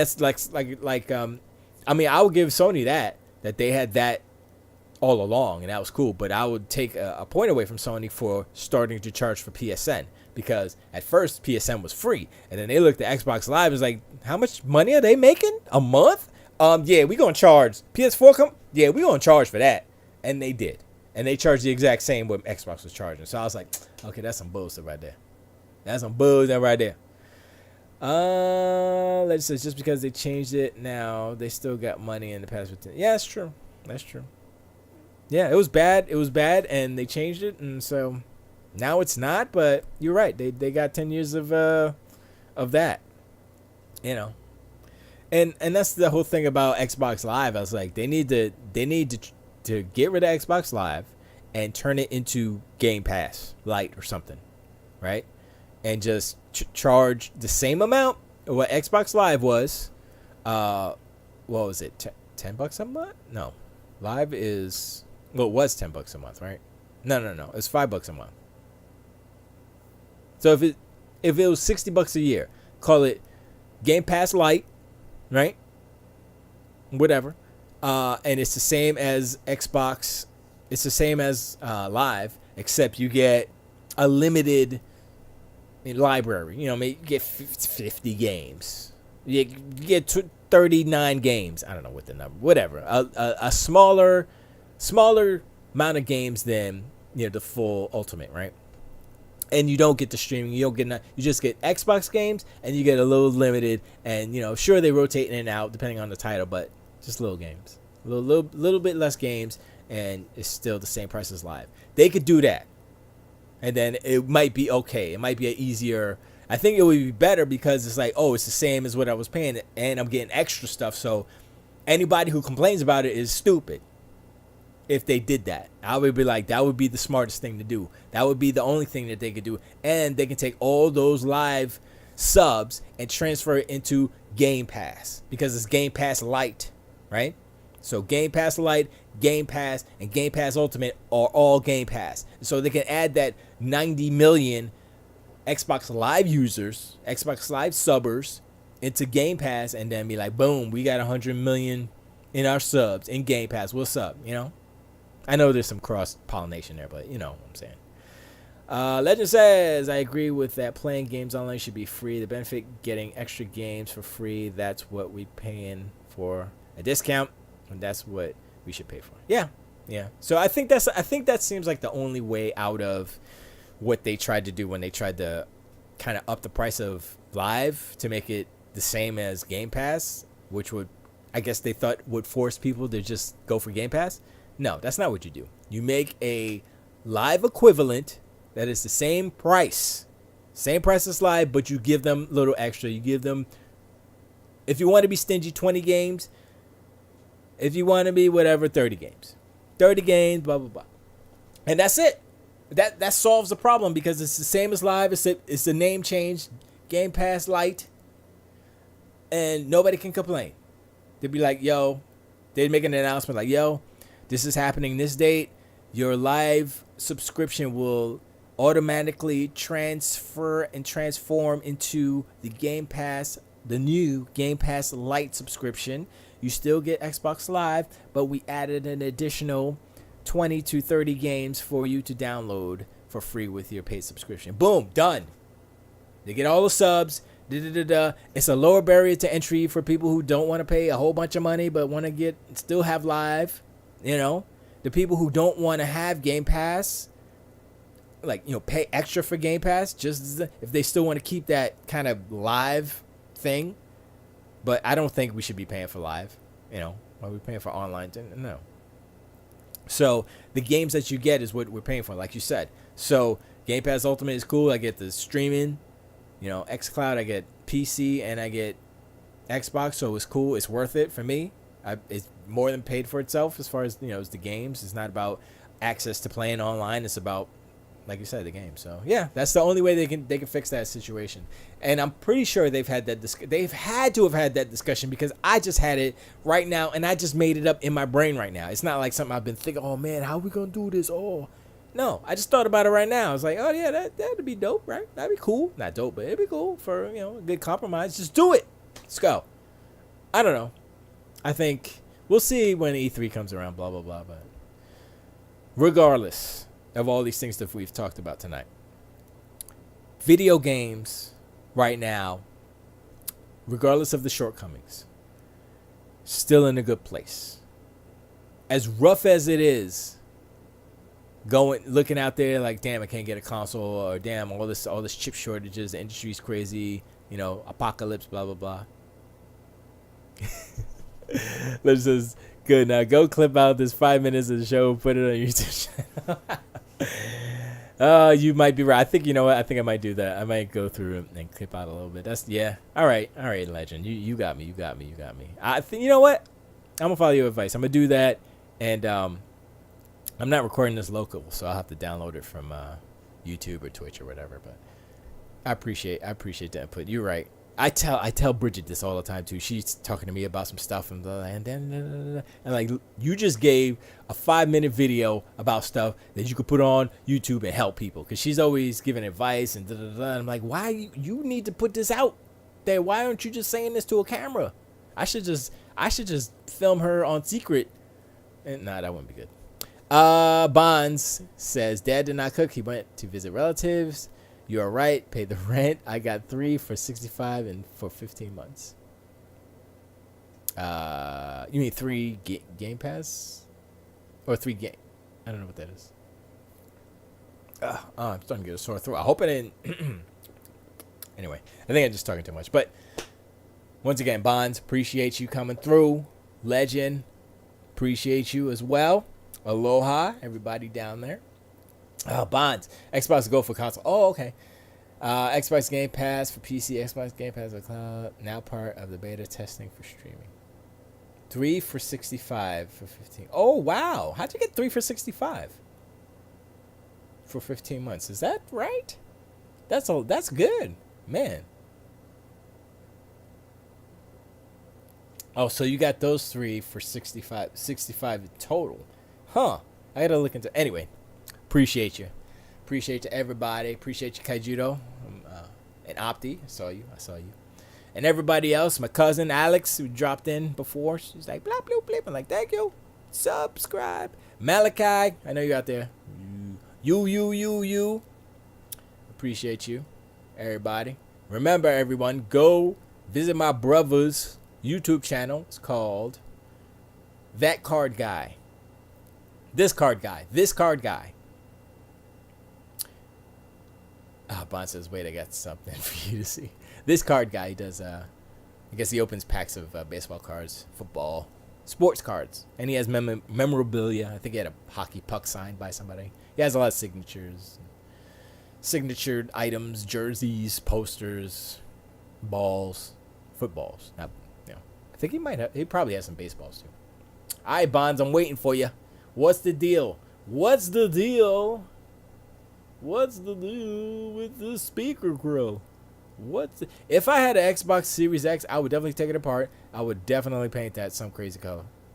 Or maybe I'll just put a sticker on. Nah, I say put a sticker on it. You can't block it. You have to leave that open. I don't know. I want a different design though. Maybe like horizontal bars or something. I don't know. What you got, Bonds? Come on. What is it? Anyway, I appreciate you guys. I'm about to leave, Bonds. Let me see if I can pull up my brother's. I think I pulled it up before, but whatever. Gotta represent. Yeah. Hold on. I gotta take a drink. Oh! Ouch. Ouchie oochie. I think I'm gonna clip that out, and then I'm gonna clip out. I had a Phil Spencer versus Jim Ryan talk before. I gotta find that. That was like a couple weeks ago. That was pretty funny. It's like, where is it this? This or that? I don't remember. This card guy. I already forgot. The card guy. I think it's that card guy. I think that's wrong. Nope. The card guy. What has happened? No, it's not. It's I just totally forgot it. Hold up. This guy's cards? Wow. I'm dumb. This guy's cards. How stupid am I? 71 videos? Okay, he's been doing it for more than a month.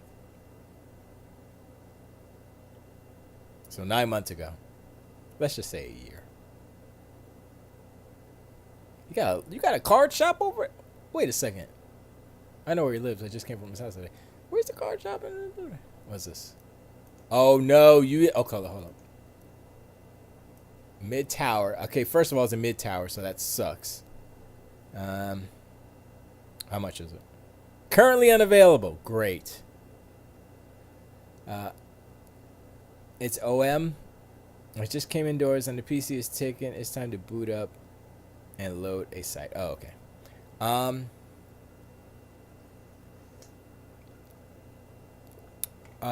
So this is just a case. You just show me the case.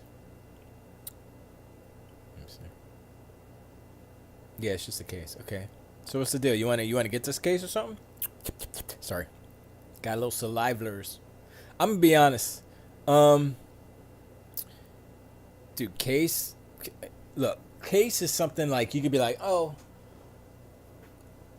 do you want it flashy? Honestly, like the case that I have right now on my PC that I'm running all this beautiful thing on is a case that I got basically out of the garbage. Somebody was throwing it away. It's a Cooler Master giant case, and the sides are off of it. I got some fans and stuff. It's got a giant, whatever the biggest fan is, 140 mil. I don't know, whatever on the top. It's whatever. Actually, I think it's bigger than that. But anyway, it doesn't matter. Case, if you want to display it, sure. Bond says I had the link on saved for about a month. Just keep missing to show it to you. Just a random find. Oh, okay. Well, it's just a case. I've been looking at PCs, like full PCs, more than cases. Cases, there's some cases that look freaking awesome. I was like, yo, that's a case? Like, this case is okay, but it looks like a freaking speaker. I don't want that. But there were some cases, man. I saw some I was like, what is that? Hello, that's like a test rig or whatever. Mining rig, specifically. I like the white cases, but, whatever. I think that might get played out. But there was, like, one case. I was like, yo, that's crazy. Like, something like this, interesting. I forgot what case I saw that was like, yo, that's the case right there. But, I mean, it doesn't matter. Honestly, I was watching this guy on YouTube, and he was like, let me, he's like a British guy, so he talks all sorts of, all right, today we're going to build, okay. And he builds like a PC and a desk and stuff. And it's just like stuff you get at the, Home Depot, Lowe's. Get some aluminum, because he's from Britain. You got aluminum and some wood and some I was gonna say first strips, but that's not what it was. But I'm like, he's building all these crazy things, and they look pretty cool. I was like, okay, but that's not needed. And so when you think about it, all you need is proper cooling. So if you have an open air case, you can do it that way.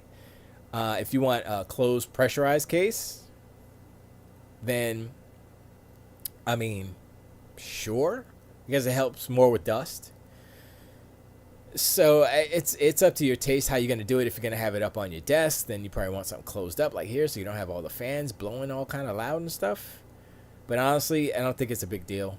For me anyway, it's not a big deal as far as, this has to look a certain way. I need rainbow, RGB and all that stuff. I don't need all that stuff. That's extra credit. I just need something cheap and stuff. And that's why I'm just going to go for a pre-built, because I just need to get a computer. And it's really about the graphics card. Honestly, if I could pick up a 3070 tomorrow for MSRP, I would. And then live with that for a minute until I upgrade my whole entire PC. But not now. I can't do nothing because freaking prices are ridiculous. Yeah, that's the stuff that's not what I take, but I take red yeast rice now. I think is it that one? I don't remember which one it was. You can see all the stuff I look at flex plates because my flex plate is going in my vehicle, so it's like ring ding ding ding ding ring ring ring ring. So my truck sounds like. Anyway, thank you, Bonds. I appreciate it. Thank you for sharing. Let me show you my list. I'm not gonna add that to my list. Where's my list? Here's my list. That was wrong. Favorite things. Alright, so that was the stuff I looked at. But I was looking at hex, looking at audio cables because I need balanced cables because I get the computer whine, yeet, and it's only coming from my Planet Fat on a certain channel. So I need to get some more of those cables. I didn't do that. I was gonna get this green rug for like doing green screen. Like this is, I painted all this green screen, but the floor isn't. So if I want to do some walking stuff, I need this rug. I think I might just get some AstroTurf, like a little AstroTurf thing. It might be cheaper than this. This is sold out already? Why is there no? Anyway, it doesn't matter. I was looking at a telescope because I like nighttime telescoping. I want to see, honestly, the real reason is I want to photograph the galaxy at some point in my life because I love looking at, like, whether it's time lapse or just an actual photograph of the galaxy. And I was like, I need a freaking telescope to do it. Or just the proper camera settings, or a really dark place. I think you can do it in the city, but it's really difficult because of the light pollution. I was looking at RAM because I was thinking about building a PC, but I was like, I want to get. Oh shoot, this is only $40. Yo, this was like $50 at one point. I might have to cop that, yo. I'm gonna check that tomorrow for real. If that's $40 tomorrow, I'm gonna check the bank account, son. Cause Bridget drained my bank account. Bridget drained my bank account, and so I can't buy nothing. But if I got $40, I'm gonna get that right there. I love this blue model. It's like so cool, Macross. I just like the way the plane looks. I don't care about the actual history and all that stuff. I was like, whatever. Those shirts, camera stuff, the Max, pretty good. I wish that was in streaming somewhere or Blu-ray, because this is a DVD for $26. I need one of these because the thing broke on my thing. We could just go through all. I need these because my window mechanisms broke on my. And the last thing was the Yu Suzuki collection, but that's not coming around. And that's for the Dreamcast anyway, so it doesn't matter. And Japan. Anyway, Bond says, I was in another stream. A person spoke of it, so I checked it out and wanted you to have a look. Give it a look. Yeah, it's all right. It's all right. But like I said, those type of cases in general, or it's like what do you want to do? I would say the 3 USBs is pretty dope, but one thing I would say is that the front ventilation is kind of sucky. That does not look good. As far as like you want it to be cool, and that's not good. So I don't think that's a good case. Regardless of the price, it's not a good case as far as airflow. So yeah, that's the issue. But if you're doing liquid cooling, I guess that's probably. I guess you would put it on the top, put the radiator on top, maybe. Because that's not a lot. Like they're trying to illustrate. Oh, it's gonna come in through there. I'm like, that's nothing. That's what is that? 15%. Not even 15%. That's like maybe 10% of the freaking front panel. Come on, son. That's not good. So it's coming in. It's top. So you got top, back in that little sliver. Yeah, that's not good. I would pass on that. I would pass on that case if you're looking for.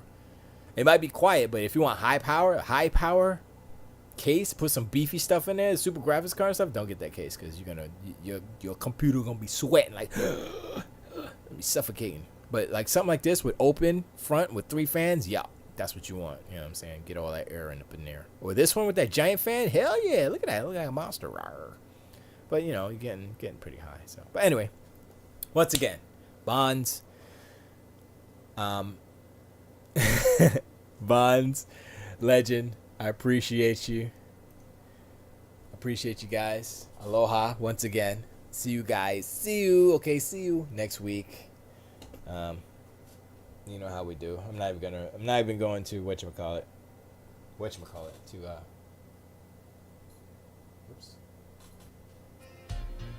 to Discord because I'm lazy. But yeah.